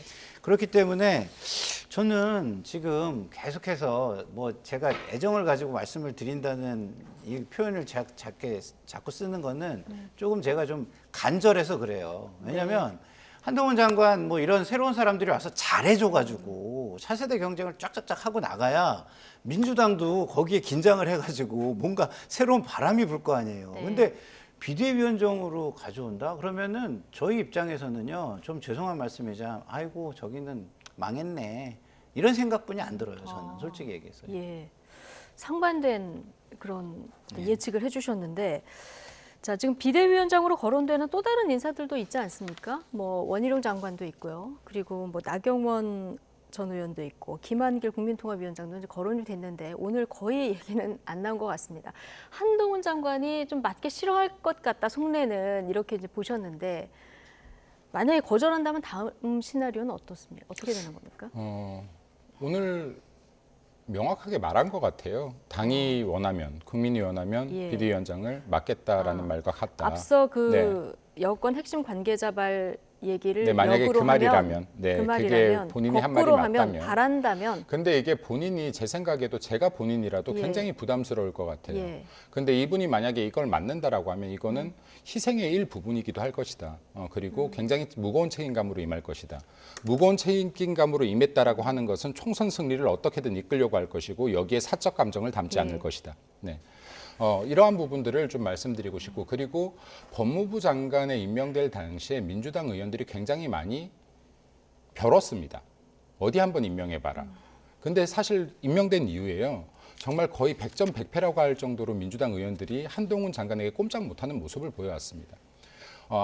비대위원장도 지금 똑같은 상황 같아요. 그래, 비대위원장 한번 들어와봐라 하는데, 제가 볼 때는 한동훈 장관이라는 사람의 잠재력이 분명히 있을 것이고, 그리고 비대위원장직을 고민 끝에 수락한다라고 하면은 네. 우리가 우려하는 부분들을 깨트리고 앞으로 나아갈 역량이 있을 것이다 라고 짐작해 봅니다. 알겠습니다. 한동훈 장관이 만약에 거절하지 않는다면 네. 오늘 회의 분위기로 봤을 때 당 대표 자리를 이제 대신하는 거 아니겠습니까? 계속 비워둘 수는 없고, 그렇죠. 좀 네. 추대만 남은 분위기였다고 보면 될까요? 사실 절차가 좀 더 남죠. 뭐 이제 예를 들어서 추대를 하고 나면 전국당원위원회에서 또 이제 투표도 거쳐야 되고요. 네, 근데 이런 부분들이 필요한데, 일단은 그래도 최대한 오늘 과정을 보니까 정말로 많은 분들의 의견을, 다양한 의견을 한 곳에 담아보려고 한 것 같아요. 네, 그래서 지금 이제 뭐 여러 목소리들이 나오기도 했었으나, 이러한 부분들에 대해서 충분히 숙기 기간을 좀 거치지 않을까, 시간을 거치지 않을까 생각됩니다. 알겠습니다. 자, 국민의힘 혁신이 제대로 되면 민주당도 이제 달라질 것이다. 앞서 김상일 평론가께서 그 얘기 하셨는데, 민주당 얘기로 좀 넘어가겠습니다. 이낙연 전 대표 신당 창당 의지는 계속 있는 것 같고요. 그런데 당내에서는 이낙연 신당 반대 목소리가 지금 좀 커지는 것 같아요. 이번에는 친명 원외 인사 모임인 더민주 전국 혁신회의, 규탄 기자회견도 열었고요. 여기에 오늘 같이 했었던 국회의원 한 분은 뭐 윤석열 정권의 앞잡이다, 이런 비판까지 내놨던데요. 자, 반대 목소리가 일단 커지는 것 같아요. 자, 저는요, 네. 제가 민주당을 하는 이유가 있어요. 네? 약자의 목소리에 좀 더 귀를 기울여주는 정당이고, 보다 양심 세력이라고 생각하기 때문이거든요. 근데 지금 이 모습은요, 약자의 귀를 기울이는 게 아니라 강자에 줄 서가지고 약자를 패는 거예요, 지금. 왜 그러죠? 아니, 본인들은 안 그래도 자기들 의사대로 모든 게 결정돼요. 제가 계속 말씀드리지만. 왜? 기득권을 가지고 있기 때문에 본인들은 의사결정에서 다 나갈 수 있어요. 그러면 그 과정에서 약한 사람들의 목소리는요, 최대한 포용해주는 모습, 노력, 이걸 보여주면 되는 거거든요. 근데 그게 불편하기 때문에 이렇게 찍어 누르는 거잖아요. 아니, 이낙연 대표가 당에서 지금 전 대표가 할 수 있는 게 뭐가 있어요? 아무것도 없잖아요. 네. 그래서 거기에서 답답해가지고 민주당의 과거의 도덕적 모습을 되찾자라고 얘기를 하면, 그거를 얘기를 들어주면서 도대체 뭐가 도덕적이지 않은데 등등등 듣고, 그다음에 그거를 설명하고 최대한 설득하고 하다가 안 되면 또 나 최대한 설득했는데 안 되니까 일단은 우리는 우리 일을 해야겠어, 이렇게 간다면 국민들도 저렇게 최대한 설득했는데도 안 되니까 저 가는 걸 이해한다, 이렇게 할 거 아니에요. 근데 방법이 잘못됐다, 지금 이렇게 보시는 것 같은데요. 제가 계속 말씀드리지만, 권력이 있는 쪽은요, 불편해야지, 권력이 있는 쪽이 불편하지 않으려고 그러면 힘이 약한 사람들이 모두 다 불편해지는 겁니다. 자, 민주당 의원 100여 명은 연서명을 지금 돌리고 있어요. 신당 창당하지 말아달라, 이렇게 호소하는 연서명인데, 당 내부에서 좀 이낙연 전 대표 입지가 좀 줄어드는 분위기인 것 같긴 한데, 또 반면에는 그렇다면은 조국 신당이나 송영길 신당에는 왜 반대 목소리를 안 내냐, 이런 의견도 또 나오더라고요. 조국, 송영길, 추미애 전 대표 등의 신당은 지금 이낙연 전 대표의 신당만큼 위협적이지 않기 때문이다라고 생각합니다. 이낙연 전 대표 같은 경우는 민주당 내 지금 비록 내색하진 못하지만 마음속으로 지금 미안함을 느끼는 분들도 있으실 거고, 같이 하지 못해서, 그리고 반대 서명을 하면서도 미안한 분들이 있을 거라고 생각합니다. 지금 민주당이 어떻게 보면 굉장히 좀 폭력적인 행태로 좀 돌아가고 있다라는 생각이 들고요. 그리고 이런 생각을 또 합니다. 이준석 신당 이야기가 나왔을 때요. 국민의힘과 대통령까지 굉장히 많은 비난을 했거든요. 민주당이 연일 비판을 했습니다. 왜 이것을 자기들에게 빗대어보지 못하느냐. 본인들의 당에서 이런 신당 이야기가 나올 때 본인들 스스로도 좀 돌아볼 수 있으면 좋겠다. 이걸 할 수 있다면 내로남불 정당이라는 오명에서 좀 벗어날 수 있지 않을까라는 생각을 합니다. 뭐 비명계에서도 신당에 찬성하는 목소리는 별로 나오는 것 같지는 않아요. 그런데 분열을 막기 위해서 이재명 대표가 이낙연 전 대표도 좀 만나고 해서 좀 이재명 대표가 직접 나서다 이런 압박의 목소리도 좀 나오는 것 같은데요. 저는 그 목소리가 나오는 게 맞다고 봐요. 근데 이재명 대표가 응답할까요? 예를 들어서 우리가 장애인들이나 이런 분들이 시위를 하면 약자니까 저 정도는 어느 정도 우리가 인정을 해야 된다라고 생각을 하면서 바라보잖아요. 저는 마찬가지라고 보거든요. 근데 이재명 대표가 힘을 가지고 있는데도 아무렇지도 않은 것처럼 그런 사람들은 그냥 무시하고 뭐 너네는 그냥 틀렸으니까 내가 내 맘대로 하고 오히려 그렇게 하는 거에 대해서 내가 찍어 누를 거야. 이렇게 한다면 그거를 어떻게 저는 좋은 지도자라고 얘기할 수 있는지 뭐 전혀 저는 모르겠고요. 그리고 지금 이낙연 전 대표나 비명계에서 하는 얘기가 이 당의 기준과 가치 이런 걸 얘기하는 거잖아요. 근데 다른 사람들은 이재명이냐 아니냐를 가지고 자꾸 얘기를 하잖아요. 그러면 그 당이 민주정당입니까? 사당입니까? 지금 우리는 민주당이냐 아니냐를 가지고 얘기하자는 건데 왜 이재명 당이냐 아니냐 가지고 자꾸 얘기를 하고 누르냐 이거죠. 저는 그런 부분에서 전혀 이거는 맞지 않다는 생각이 들고요. 그리고 신당이 좀 당내에서 이런 분위기라고 해가지고 신당의 가능성이 줄어들었냐? 아니에요. 저는 훨씬 좋아졌다고 생각합니다. 왜냐하면 여당이 역시나를 보여줬잖아요. 역시나. 국민들을 저는 한동훈 장관 비대위원장 시키면요 굉장히 실망할 거라고 보고요. 역시 양당은 안 되는구나. 저 기득권 타파가 안 되는구나라고 생각하고 신당의 여론이 더 높아질 거라고 저는 생각해요. 알겠습니다. 신당 관련 얘기 잠시 뒤에 저희가 조금 더 자세히 나눠보도록 하고요. 오늘 이재명 대표와 김부겸 전 총리가 김대중 전 대통령 다큐멘터리 영화 시사회장에서 만났습니다. 두 사람 목소리 잠시 듣고 오시죠. 지금 상황에서 가장 중요한 것은 민주주의와 민생 경제의 후퇴, 퇴행을 막는 것입니다. 백지장도 맞들어야 되는 상황이어서 모두가 함께 힘을 합칠 수 있도록 저도 최선을 다하겠다는 말씀 드립니다. 이야기 못하겠게 그동안 이 대표님 고생하시는 거 나를 위해서 또큰 복을 행보해 주셔서 그런 말씀 조금 드렸습니다. 얼마나 어렵게 만들어진 이 정치적 큰 흐름입니까? 그 민주당을 중심으로 한 그동안의 이런 역사를 그걸 더 큰 물줄기를 만들어 주셨으면 좋겠다. 그런 취지입니다. 이거는 이낙연 전 대표도 포용해야 한다는 취지로 좀 알아주세요. 당연히 그래 봐야 되지 않겠어요? 더 큰 물줄기를 만들어 주셨으면 좋겠다. 이낙연 전 대표도 당연히 포용해야 된다. 자, 김부겸 전 총리가 이런 얘기를 했는데 이재명 대표는 오늘 이렇게 만났고요. 모레죠. 모레 김부겸 총리하고 또 회동을 하고 정식 회동을 하고 28일에는 정세균 전 총리를 만난다. 이런 보도도 나왔거든요. 뭐 전반적인 해석은 좀 고립작전이다. 이런 해석도 많이 나오는 것 같은데요. 이낙연 고립작전. 이재명 대표가 지금 이낙연 전 대표의 신당은 그래도 좀 두려워하는 게 있다라고 판단이 되고요. 그리고 이러한 주제보다 지금 제가 더 거슬리는 것은 앞선 얘기로 또 돌아가야 됩니까? 아닙니다. 아닙니까? 이재명 대표의 방금 발언인데요. 민주주의와 민생, 경제의 후퇴를 일으키고 있다라는 말이 이재명 대표의 입에서 나와서 되는 말인가. 이재명 대표의 발언 한마디 한마디를 보니까 국민들이 참 이재명 대표에게 많은 실망을 거듭하고 있을 것 같다라는 생각이 들고요.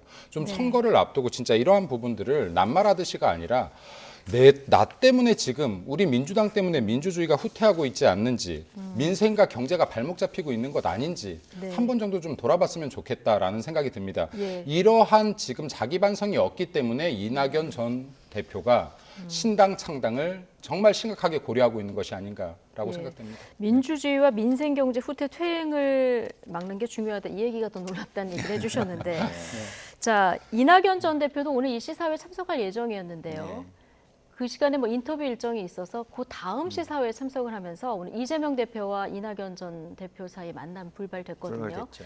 자, 이거는 뭔가 좀 일정 때문에 정말 그랬을까요? 아니면 의도가 좀 있었을까요? 의도가 있었을 가능성이 저는 좀 더 높다고 생각합니다. 물론 뭐 일정 때문에 그랬을 가능성도 있고요. 그러나 제가 그걸 뭐 정확하게 뭐 파악하고 있는 건 아니기 때문에 제 느낌, 제 추측 이걸로 말씀을 드리면 일단 이낙연 대표는 지금 김부겸 전 총리하고 지금 이재명 대표 만남 보셨잖아요. 그러니까 그 김부겸 전 총리도 굉장히 지금 이런 것들이 본인이 이용될 수 있다라는 어떤 생각 때문에 마지막에 카메라가 마이크가 꺼졌는데도 거기 뒤에서 한마디를 저는 던졌다고 생각해요. 예. 예?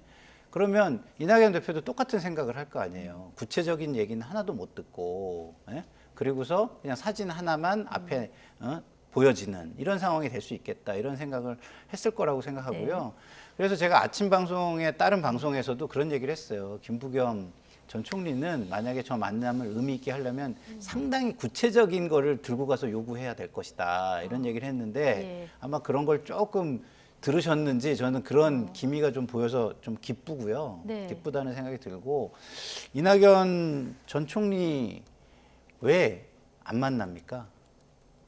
이유가 뭔지 저는 이해를 못 하겠는 게 그러면서 대통령 만나자는 얘기는 왜 자꾸 합니까? 네? 그렇잖아요. 대통령 안 이낙연 전 만나준다고. 대표도 안 만나면서 그렇죠. 영수회담 제안은 좀 맞잖아요. 지금 상관관계를 보면 똑같잖아요. 네. 대통령과 야당, 당내에서 당 대표와 경쟁자, 네. 예? 똑같잖아요. 그럼 본인이 큰 모습을 보여주면서 하면 대통령한테 안 만나는 모습을 이야기할 때 얼마나 그게 국민들에게 네. 가슴에 와닿겠어요. 예. 본인은 불편하니까 불편한 건 하나도 안 만나시면서 대통령한테는 불편해도 만나야지 대통령이지 당신이 무슨 대통령이냐 이런 식으로 얘기하면 그게 기준이 똑같지가 않지 않습니까? 예. 예. 어쨌든 이재명 대표는 이낙연 전 대표를 만나서 뭔가의 혁신의 방안을 제시해야 된다는 의견을 주셨는데 이낙연 전 대표 이게 당내 여러 가지 신당 반대 목소리가 커져서 그런가요? 약간 그 인터뷰의 뉘앙스가 좀 누그러진 것 같기도 하고요. 뭐라고 얘기했냐면 더불어민주당이 연말까지 좀 시간을 주겠다는 얘기도 있었고요. 획기적으로 변화하면 대화할 용의가 있다. 자, 이런 내용도 있는데 약간 속도 조절을 하는 걸까요? 어디서 들어본 이야기 같지 않나요? 어디서 들어봤을까요? 이게 이준석 지금 전 대표와 뉘앙스가 계속 비슷하거든요. 그러니까 지금 사실 저는 그렇게 생각합니다. 그러니까 제3지대를 이야기하고 있는 사람들이 정치적 목적도 분명히 있을 것이고 현재 정치 상황이 마음에 들지 않은 부분도 있을 겁니다. 근데 정말로 신당이라는 게 정말 쉬운 일이 아니다 보니 이게 정말 자신감까지 막 넘치는 상황들은 아니에요. 어느 쪽도. 네, 근데 아무래도 여론을 어느 정도 수렴할 수밖에 없는 상황일 것이다. 근데 아까 뭐 박사님 말했다시피 지금 이렇게 민주당 내에서 이것을 몰아붙이고 있는 것이 대려 신당의 가능성을 높이고 있다라고 저도 보여집니다. 네. 그래서 지금 이제 뭐 잠깐 숨고르기라는 표현들을 쓰는데 저 숨고르기 뒤에 같은 형태가 반복된다면 더 큰 보폭이 이어질 수도 있다라고 생각됩니다. 네. 네. 이낙연 전 대표 신당 포함해서 지금 뭐 제3지대 연대 움직임도 지금 계속 커지는 모습이고 앞서 이제 가능성도 좀 더 높게 보셨는데 어제 금태섭 전 의원의 새로운 선택 창당대회 뭐 제3지대 신당 창당을 모색하는 인물도 거의 다 총 출동했는데요.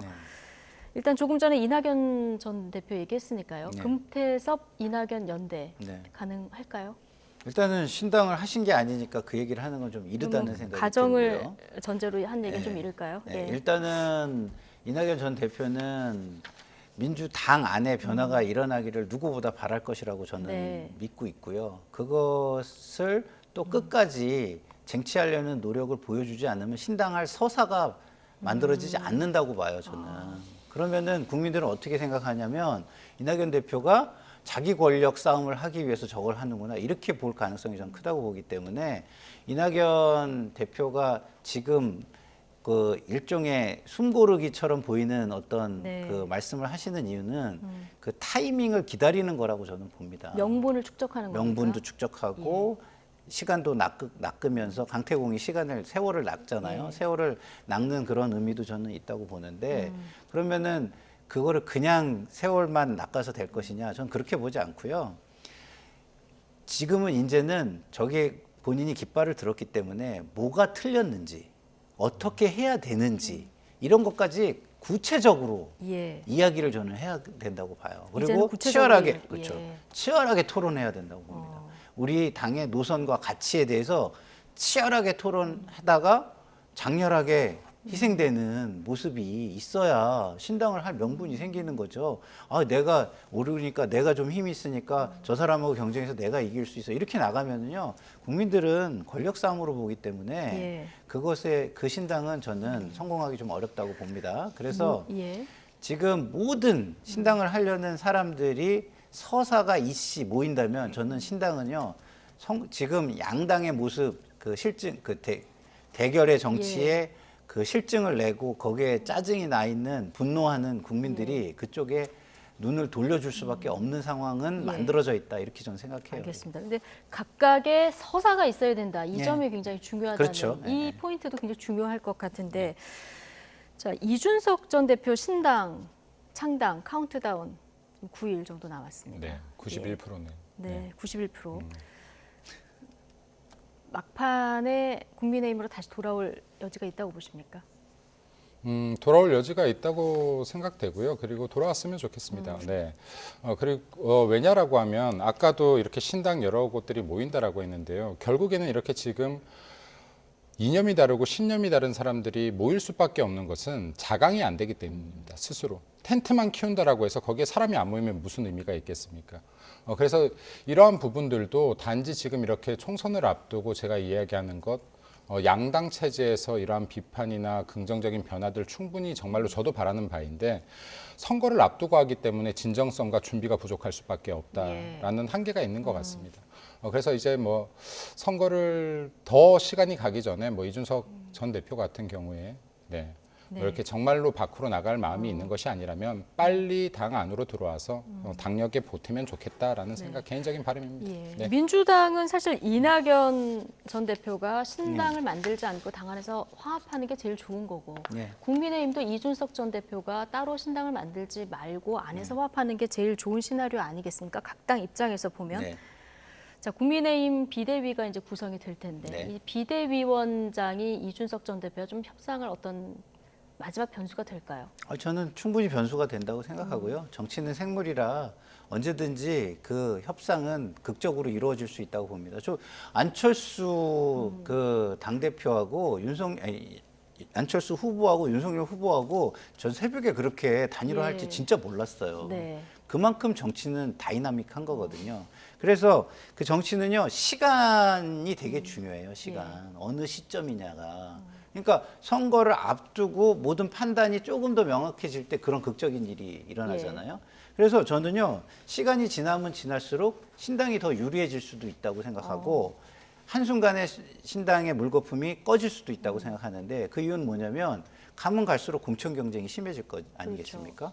그럼 거기에서 수많은 불만 있는 인사부터 시작해가지고 이제 그동안 고민했던 사람들이 이제는 결단하지 않고는 시간이 없다라고 판단하는 사람도 있고, 이런 것들이 많이 나올 거예요. 그래서 그 시점으로 가면서 시간에 맞는 플랜을 세우려고 하는 모습들이다. 저는 이렇게 생각합니다. 시간에 맞는 모습들을. 그렇죠. 총선 전에 총선 시계가 가면서 그 타이밍, 무언가를 할 수 있는 동력이 확보되는 타이밍들이 존재하거든요. 그 타이밍들에 맞게 지금 그 타임테이블을 짜고 있는 중이 아니냐, 저는 이런 생각이 들어요. 알겠습니다. 그럼 9일도 굉장히 짧아 보이지만 뭐 국적인 변화를 일으키는데 또 충분하죠. 충분한 시간이다. 어떤 변화들이 또 있을지 지켜보도록 하고요. 자, 오늘은 여기까지 하겠습니다. 김민수 국민의힘 대변인 그리고 김상일 정치평론가 두 분과 함께했습니다. 고맙습니다. 감사합니다.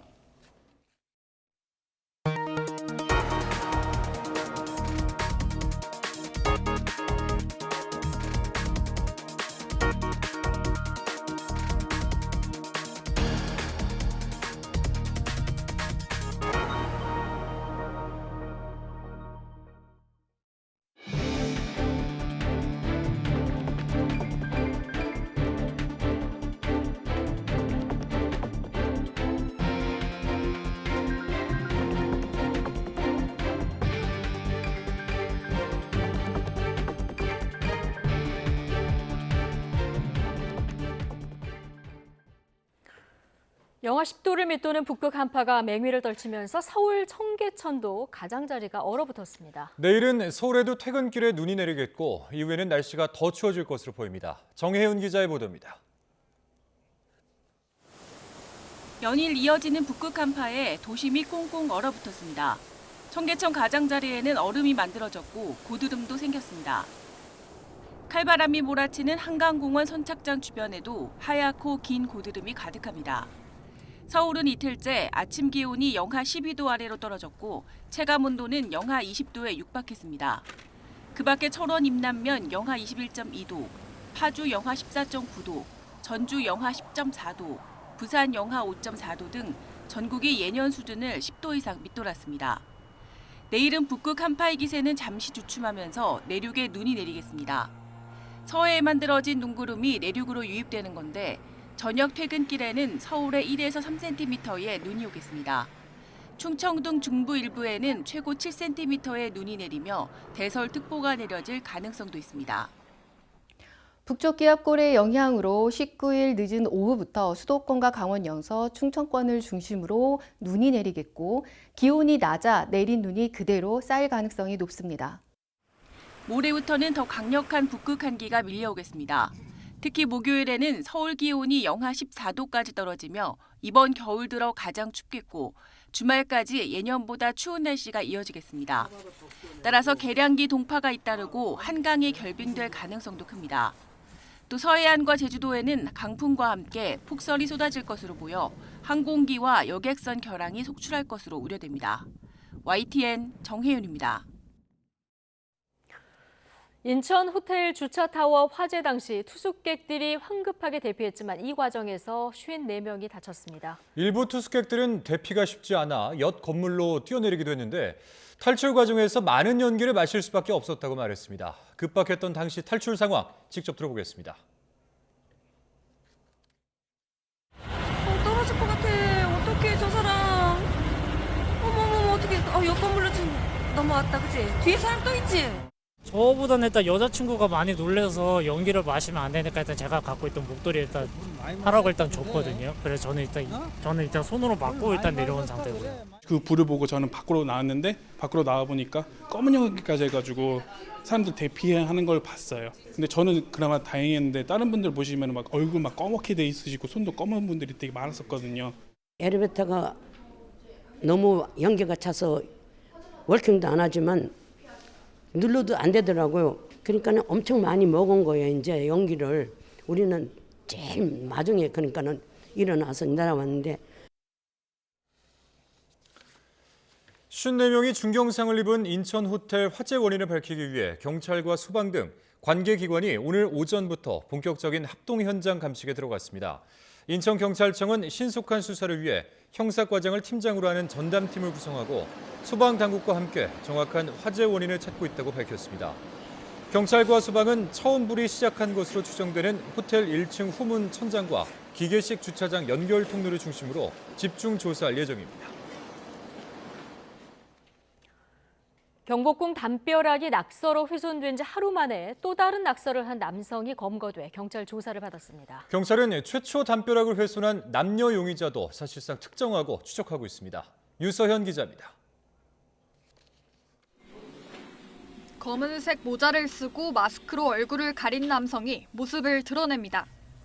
경복궁 영추문에 2차 낙서를 한 20대 남성 A씨가 경찰에 자수한 겁니다. A씨는 6시간 조사 끝에 귀가하면서 범행 경위 등을 묻는 취재진에 아무런 답을 하지 않았습니다. 그 낙서는 무슨 의미로 그린 거예요? 혹시 전날 낙서하신 거 그 일행이랑 일면식 있으세요? 아는 사이인가요? A씨가 경복궁 영추문 왼쪽 담벼락에 남긴 낙서는 가로 3m, 세로 1m 80cm 정도 크기입니다.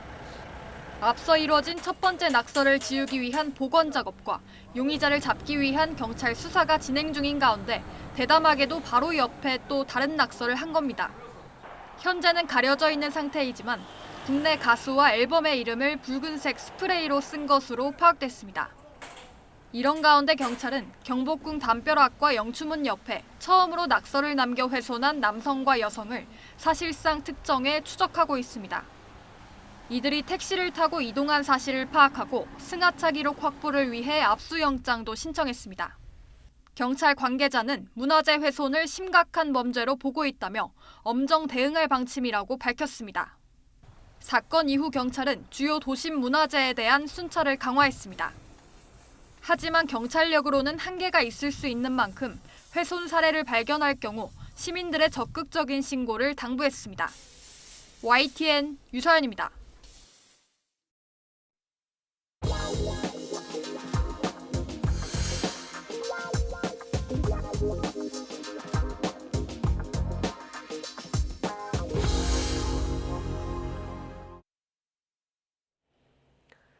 지방 건설사들의 잇따른 부도와 중견 건설사의 워크아웃설까지 부동산 PF 부실 우려로 금융시장의 위기감이 고조되고 있습니다.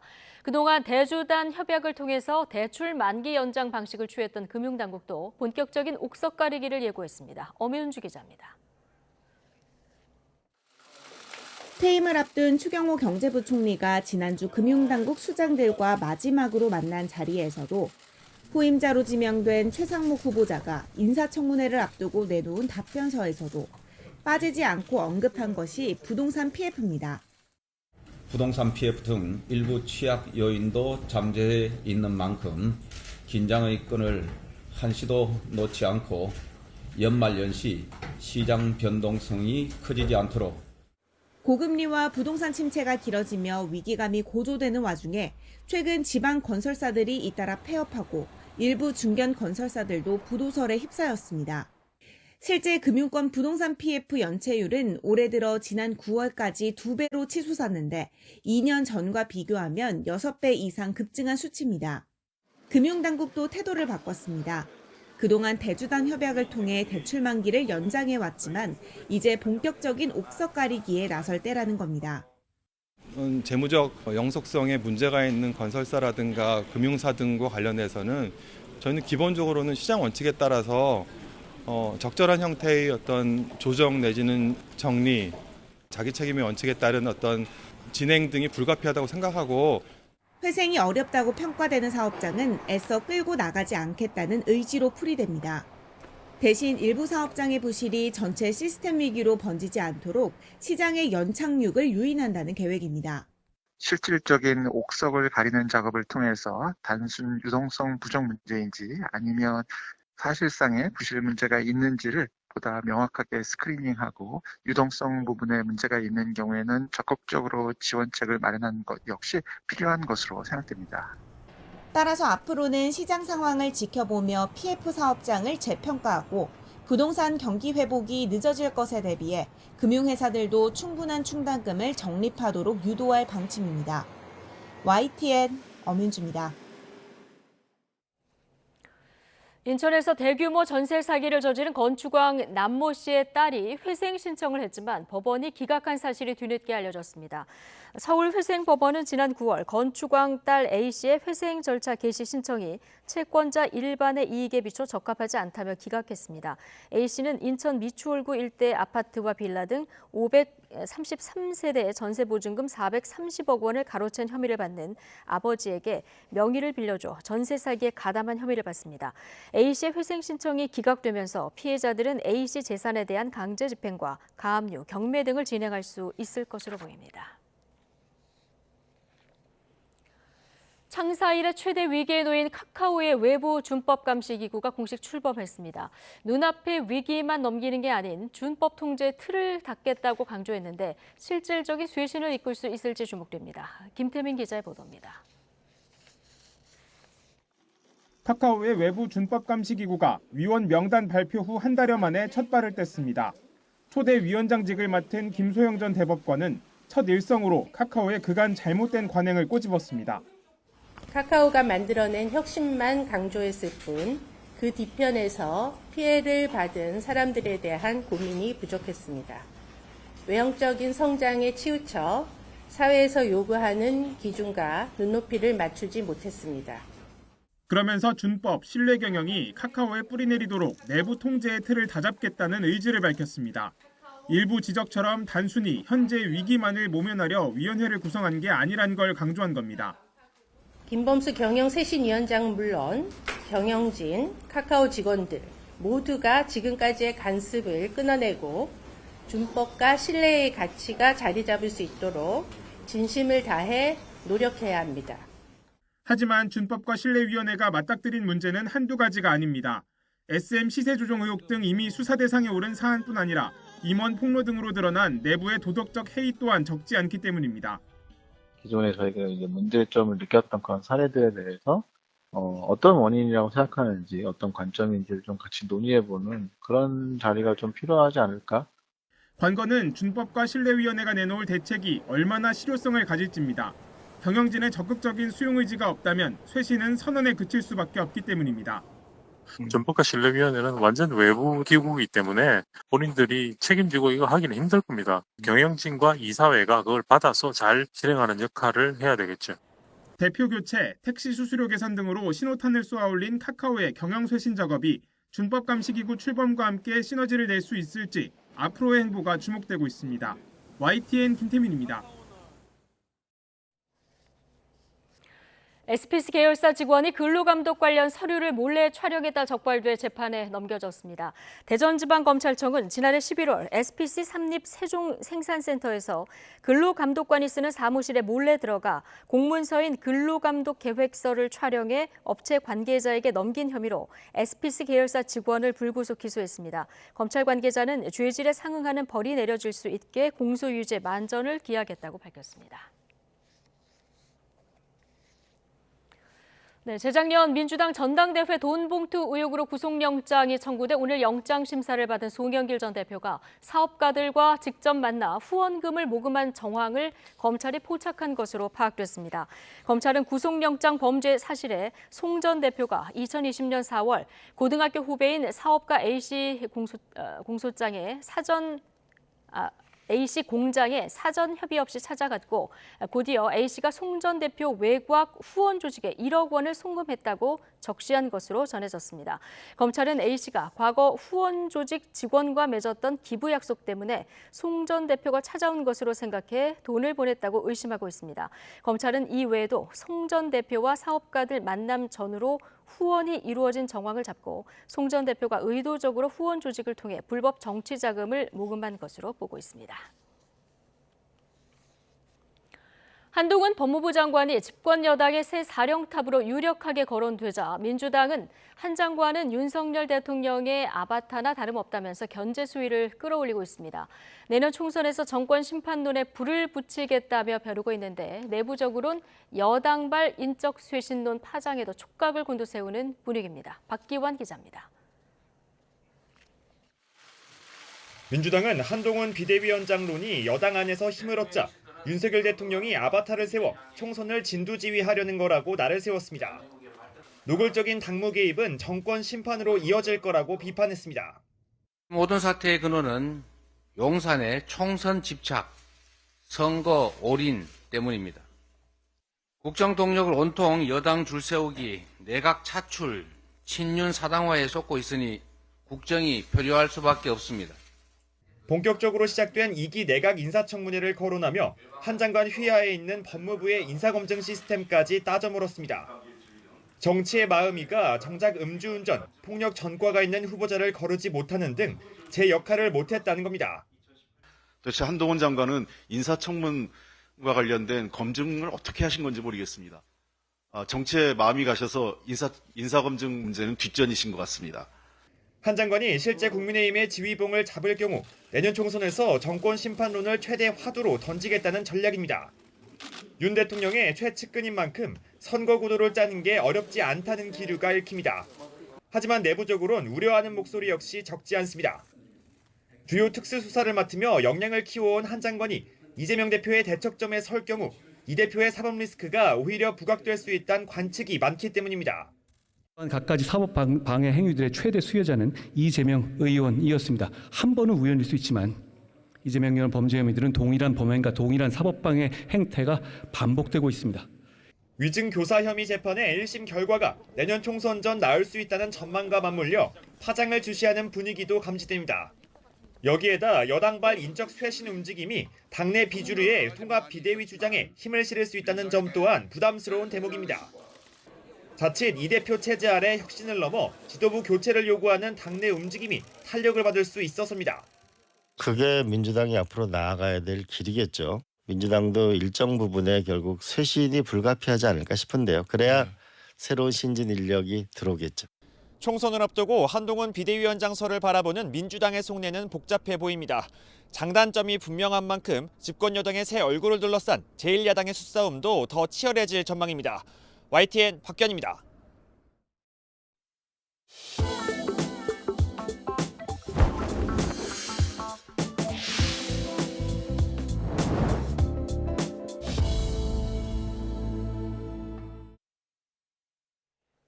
국제우편으로 수십억 원어치의 신종 마약, 야바를 들여와 유통한 태국인 일당이 무더기로 붙잡혔습니다. 야구공 실밥을 뜯어 숨기는 수법으로 단속을 피해왔습니다. 이훈재 기자가 보도합니다. 흰색 옷을 입은 여성이 걸어오더니 표지판 아래에 무언가를 숨깁니다. 잠시 뒤 차에서 내린 사람이 아무렇지 않은 듯 물건을 챙깁니다. 이들이 속칭 던지기 수법으로 주고받은 물건은 태국어로 미친 약이란 뜻을 가진 마약, 야바입니다.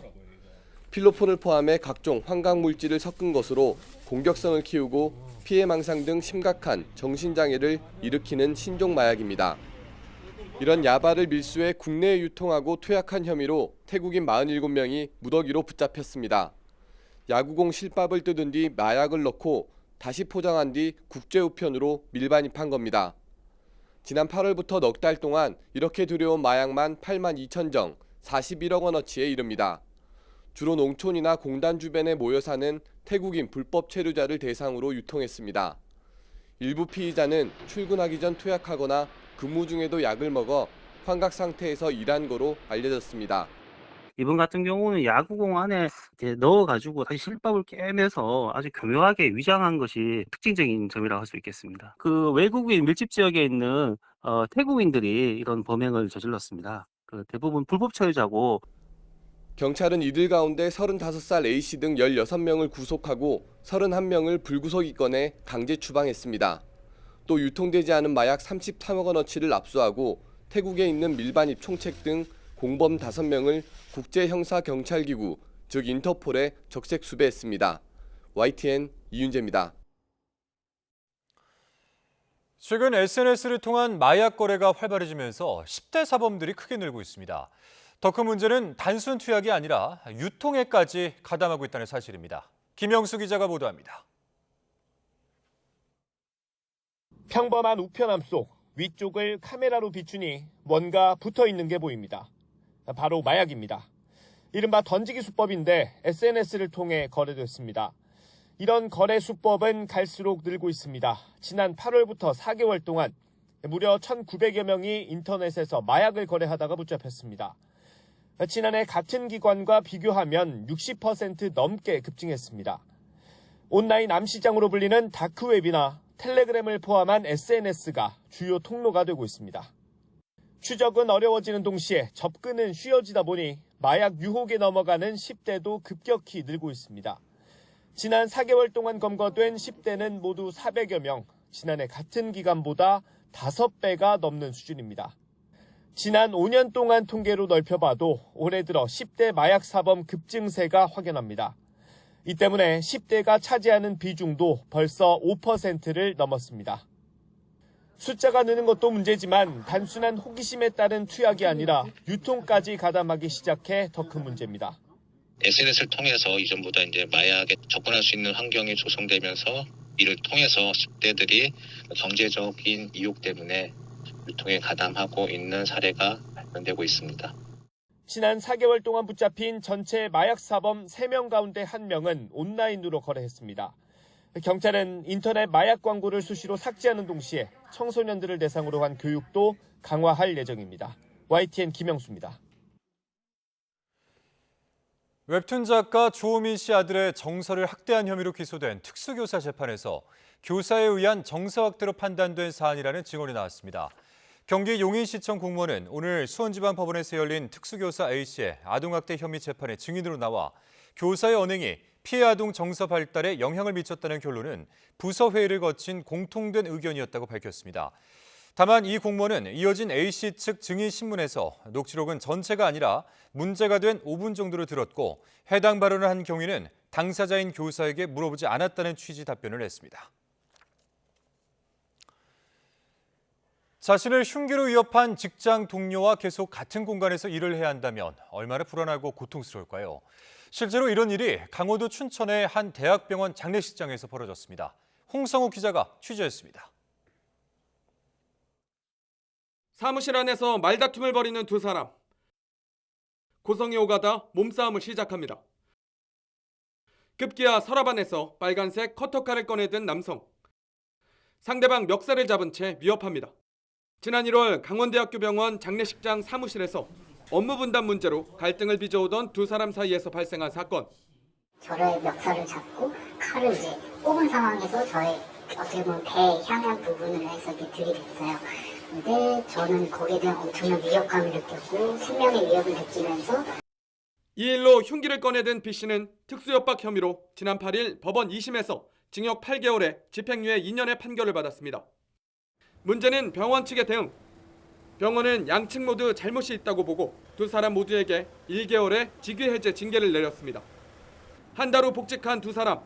근무조만 바뀌었을 뿐 여전히 같은 공간에서 마주치며 일을 해야 했습니다. A씨는 이 과정에서 가해자가 강압적으로 합의를 요구한 것도 모자라 병원 측이 합의를 강요했다고 밝혔습니다. 급기야 사건 후 1년이 지나는 내년부터는 근무조 분리 조치도 더는 할 수 없다는 병원 측의 통보까지 받았다고 설명했습니다. 이번 연도는 최대한 일단은 분리 조치를 시켜주겠다. 하지만 내년부터는 다른 근무자들도 불편하기 때문에 가해자와 피해자를 같은 근무조로 배정을 하겠다라는 걸 묵시적으로 통보를 하였습니다. 병원 내부 규정상 금고 이상의 실형이나 집행유예를 받은 직원은 임용이 불가하고 이에 따라 파면도 가능합니다. 하지만 병원 측은 대법원 확정 판결이 나지 않았다며 적극적인 조처를 하지 못했다고 설명했습니다. 이어 근무조를 분리했지만 출퇴근 시간이 겹쳐 가해자와 피해자가 마주치는 일이 발생하는 것뿐이었고 가해자 B씨가 내년에는 육아휴직에 들어가 A씨와 함께 근무하게 될 일은 없을 거라고 설명했습니다. 자신을 흉기 위협한 가해자와 같은 공간에서 마주치며 근무하는 피해자. 병원의 소극적인 대처에 고통을 호소하고 있습니다. YTN 홍서욱입니다. 지난달 서울 영등포동에서 벌어진 건물주 살인사건과 관련해 다른 모텔 직원도 범행에 관여했던 것으로 드러났습니다. 서울 영등포경찰서는 증거인멸 혐의를 받는 50대 남성 A씨를 불구속 입건해 수사하고 있습니다. 살인교사 혐의로 구속된 조모 씨가 운영하는 모텔에서 세탁물을 관리하는 직원으로 일하는 A씨는 주차 관리인 김모 씨가 건물주를 살해할 당시 착용했던 옷가지 등을 봉투에 담아서 버린 혐의를 받습니다. 이태원 참사 유가족들이 특별법 제정을 촉구하는 오체투지 행진에 나섰습니다. 12구 이태원 참사 유가족협의회는 오늘 오전 이태원 참사 진상규명 특별법 본회의 통과를 요구하며 국회 담장 주변 3km를 오체투지로 행진했습니다. 유가족들은 국회 합의만 있으면 언제든 본회의 안건으로 상정할 수 있는데도 여야가 결단을 미루고 있는 상황이라고 꼬집었습니다. 의대 증원에 반대해서 총파업 찬반 투표를 마무리한 의사협회가 이 투표 결과는 공개하지 않겠다고 밝혔습니다. 휴일에 도심 집회에 나서며 대정부 압박에 나섰지만 내부 동력을 끌어올리는 데 실패했다는 평가가 나오면서 강경투쟁은 힘이 떨어지는 모습입니다. 김혜영 기자가 보도합니다. 의대생들이 의사 가운을 벗으며 힘을 보태고 의사들의 삭발식도 진행됐지만 의대 증원에 대한 압도적인 찬성 여론은 엄동설암보다 매서웠습니다. 한파가 몰아닥쳤다고는 하지만 걸기대회에 참석한 인원도 1000여 명 정도에 그쳐 의사단체 내부 호응도 생각보다 저조했습니다. 의협은 일단 정부가 의대 증원에 나설 경우 총파업도 불사하겠다는 입장을 고수하고 있습니다. 정부가 의대 증원 확대 정책을 일방적으로 강행할 경우 모든 수단과 방법을 총동원하여 강력히 저항해 나갈 것임을 천명한다. 하지만 내부 동력이 크지 않은 상황에서 실제로 파업에 돌입할 가능성은 점점 작아지고 있습니다. 의협은 일주일 동안 진행한 총파업 투표 결과도 공개하지 않겠다고 밝혔는데 투표율이나 찬성률이 기대에 못 미쳤다는 말도 나오고 있습니다. 이와 함께 3년 전 파업을 이끌었던 최대집 전 회장이 투쟁위원장직을 사퇴하면서 강경 목소리도 점차 힘을 잃는 분위기입니다. 이 때문에 의협이 당분간 투쟁보다는 정부와의 협상에 주력할 거라는 관측도 나옵니다. 다만 뚜렷한 돌파구가 없는 상황에서 의대 정원 확대에 반대하는 입장만 고수할 가능성도 커 보입니다. 이 문제를 해결하기 위해서 여러 가지 방법들 중에 의대 정원도 일부 포함이 되는 거고, 그러면 거기에 대해서 이런 안들을 내가지고 우리는 이런 방향으로 의대 정원 늘리겠다고 하는 안을 제시하는 게 맞지. 3년 전 의료계 파업에 중추 역할을 했던 전공의 단체는 이달 말 총회에서 의대 정원 확대에 대한 대응 방안을 논의할 예정입니다. 하지만 집단 휴진에 나섰던 젊은 의사들도 3년 전과는 확연히 달라진 여론을 고려하면 그때만큼 강경한 행동에 나서기는 쉽지 않을 전망입니다. YTN 김혜은입니다. 일본은 북한의 ICBM 발사 동향에 촉각을 곤두세우며 평화 안정을 위협한다고 규탄했습니다. 중국은 왕이 외교부장이 베이징을 방문한 북한 외무성 부상과 추가로 만나며 도발을 두둔했습니다. 베이징에서 강정규 특파원입니다. 북한의 ICBM 추가 발사 소식에 일본은 총리가 직접 나서 민감하게 대응했습니다. 출근 직후 국가안전보장회의를 소집하고 아세안 정상들과 오찬에선 북한을 공개 비난했습니다. これは明白な国連安保理決議違反であり、地域の平和と安定を脅かすものであり、強く非難をいたします。 일본은 북한 ICBM의 사거리가 15,000km 이상으로 미국 전역에 도달할 수 있다고 평가했습니다. 이어 세부 비행 궤적을 공개하면서 베이징 외교 채널을 통해 북한에 엄중 항의했다고 전했습니다. 約73分飛翔し、午前9時37分頃、北海道の奥尻島の北西約 250kmの 한미일 실시간 정보 공유는 이루어지지 않았지만 삼국 북핵 대표와 안보실장급 공조를 재확인했습니다. 반면 중국은 기존의 원론적 입장을 되풀이하며 사실상 북한의 ICBM 발사를 두둔했습니다. 试图通过军事威慑施压解决问题的办法是行不通的，只会适得其反。 왕이 외교부장은 아무 일 없었다는 듯 베이징을 찾은 박명호 북한 외무성 부상과 만났습니다. 지난 15일 차관급 공식 회담에 이어 장관급보다 높은 왕 부장이 박 부상과 나란히 앉았습니다. 내년 수교 75주년을 앞두고 4년 만에 성사된 북중 고위급 회담에서 양측은 서로 최고 지도자의 의중을 강조하며 정상회담 분위기를 띄우기도 했습니다. 때마침 러시아 총리도 중국을 방문해 시진핑 주석과 리창 총리를 잇따라 만날 예정입니다. 베이징에서 YTN 강정규입니다. 한국 등 아시아의 비료 수요처들이 중국 비료에 대한 의존도를 줄이면서 대안을 찾아 나서고 있습니다. 로이터 통신 보도에 따르면 아시아 수요처들은 세계 최대 비료 수출국인 중국이 점점 믿을 수 없는 공급처가 되고 있다는 우려에 따라 대체 공급처들을 찾고 있습니다. 세계 최대 비료 구매처의 한 곳인 인도는 2013년에서 2024년 회계연도 상반기 중 중국산 요소 반입 물량을 58%나 줄였습니다. 말레이시아 수요처들도 중국에서 벗어나 베트남과 이집트에서 인산 비료를 구매하고 있습니다. 한국과 중국이 요소 등 주요 공급망을 안정적으로 관리하기 위한 이른바 한라인을 활성화하기로 했습니다. 산업통상자원부는 오늘 오후 중국 상무부와 1차 공급망 한라인 회의를 열고 협력 방안을 논의했다고 밝혔습니다. 이 자리에서 한중 대표는 두 나라의 공급망 관심사와 현안을 실질적으로 해결하기 위해 함께 노력하기로 했습니다. 홍콩 반중 매체 사주의 국가보안법 재판이 국제사회 주목 속에 시작됐습니다. 미국과 영국은 물론 국제언론단체도 나서 언론 자유 보장과 사주의 즉각 석방을 촉구했습니다. 보도에 이종수 기자입니다. 홍콩 반중 매체 빙과일보 사주 지미 라이를 실은 호송 차량이 법원으로 들어갑니다. 법원 앞에서 만일의 사태를 대비한 진압 차량과 무장 경찰들이 삼엄한 경계를 펼칩니다. 1997년 홍콩 중국 반환 이후 가장 주목받는 홍콩 언론인 재판이어서 홍콩 시민들은 물론 영국, 호주, 캐나다 총영사관 관계자 등 외교사절들도 참관을 위해 줄을 섰습니다. Support Jimmy Lai, support Apple Daily, support the truth. It's very important for the whole world now. 홍콩 민주인사로 반중 민주화 시위인 2014년 우산 시위와 2019년과 20년 홍콩 시위에 참여한 지미라이. 지미라이는 중국 탄압 속의 반중 매체 빙과일보를 발행하다 2020년 6월 30일부터 시행된 홍콩 국가보안법 위반 혐의로 구속 기소됐습니다.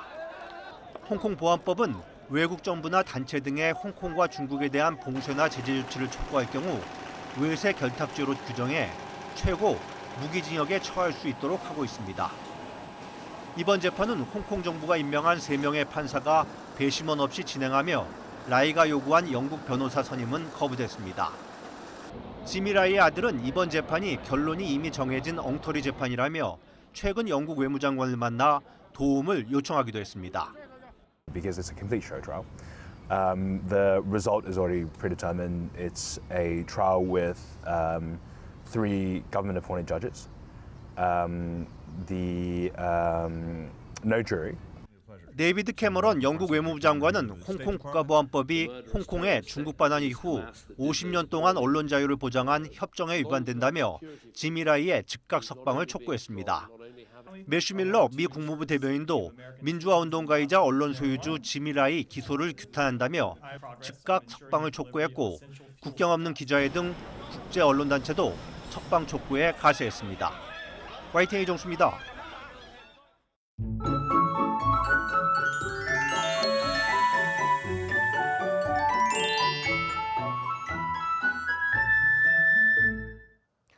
강력한 한파의 기세는 조금 꺾이지만 내일도 날이 춥겠습니다. 경기와 강원도를 중심으로 한파특보가 발효 중인 가운데 서울 아침 기온이 영하 7도, 대구 한령 영하 14도, 대전 영하 6도, 대구 영하 3도까지 떨어지는 등 예년보다 추운 날씨가 이어지겠습니다. 계속해서 추위 대비 잘해 주시기 바랍니다. 한낮에도 서울 기온이 3도, 대전 5도, 광주 6도, 대구 6도에 머무는 등 오늘보다는 높지만 예년보다는 1, 2도가량 낮겠습니다. 추위 속에 전남 해안과 제주도는 밤사이, 중서부 지방은 내일 늦은 오후부터 눈이 내리겠고 모레는 주로 충남과 호남, 제주도를 중심으로 눈이 오겠습니다. 특히 제주 산간의 많은 곳은 15cm 이상, 서해안에도 최고 7cm의 많은 눈이 쌓이겠습니다. 여기에 내린 눈이 얼어 미끄러운 곳도 많을 것으로 보이는 만큼 교통사고와 낙상사고에도 유의해 주시기 바랍니다. 모레부터 다시 추위의 기세가 강해지면서 목요일에는 올겨울 최강 한파가 찾아오겠고 서해안과 제주도에는 주 후반까지 눈이 내릴 전망입니다. 날씨 정보였습니다. 월요일 뉴스나이트 마치겠습니다. 함께해 주신 여러분 고맙습니다.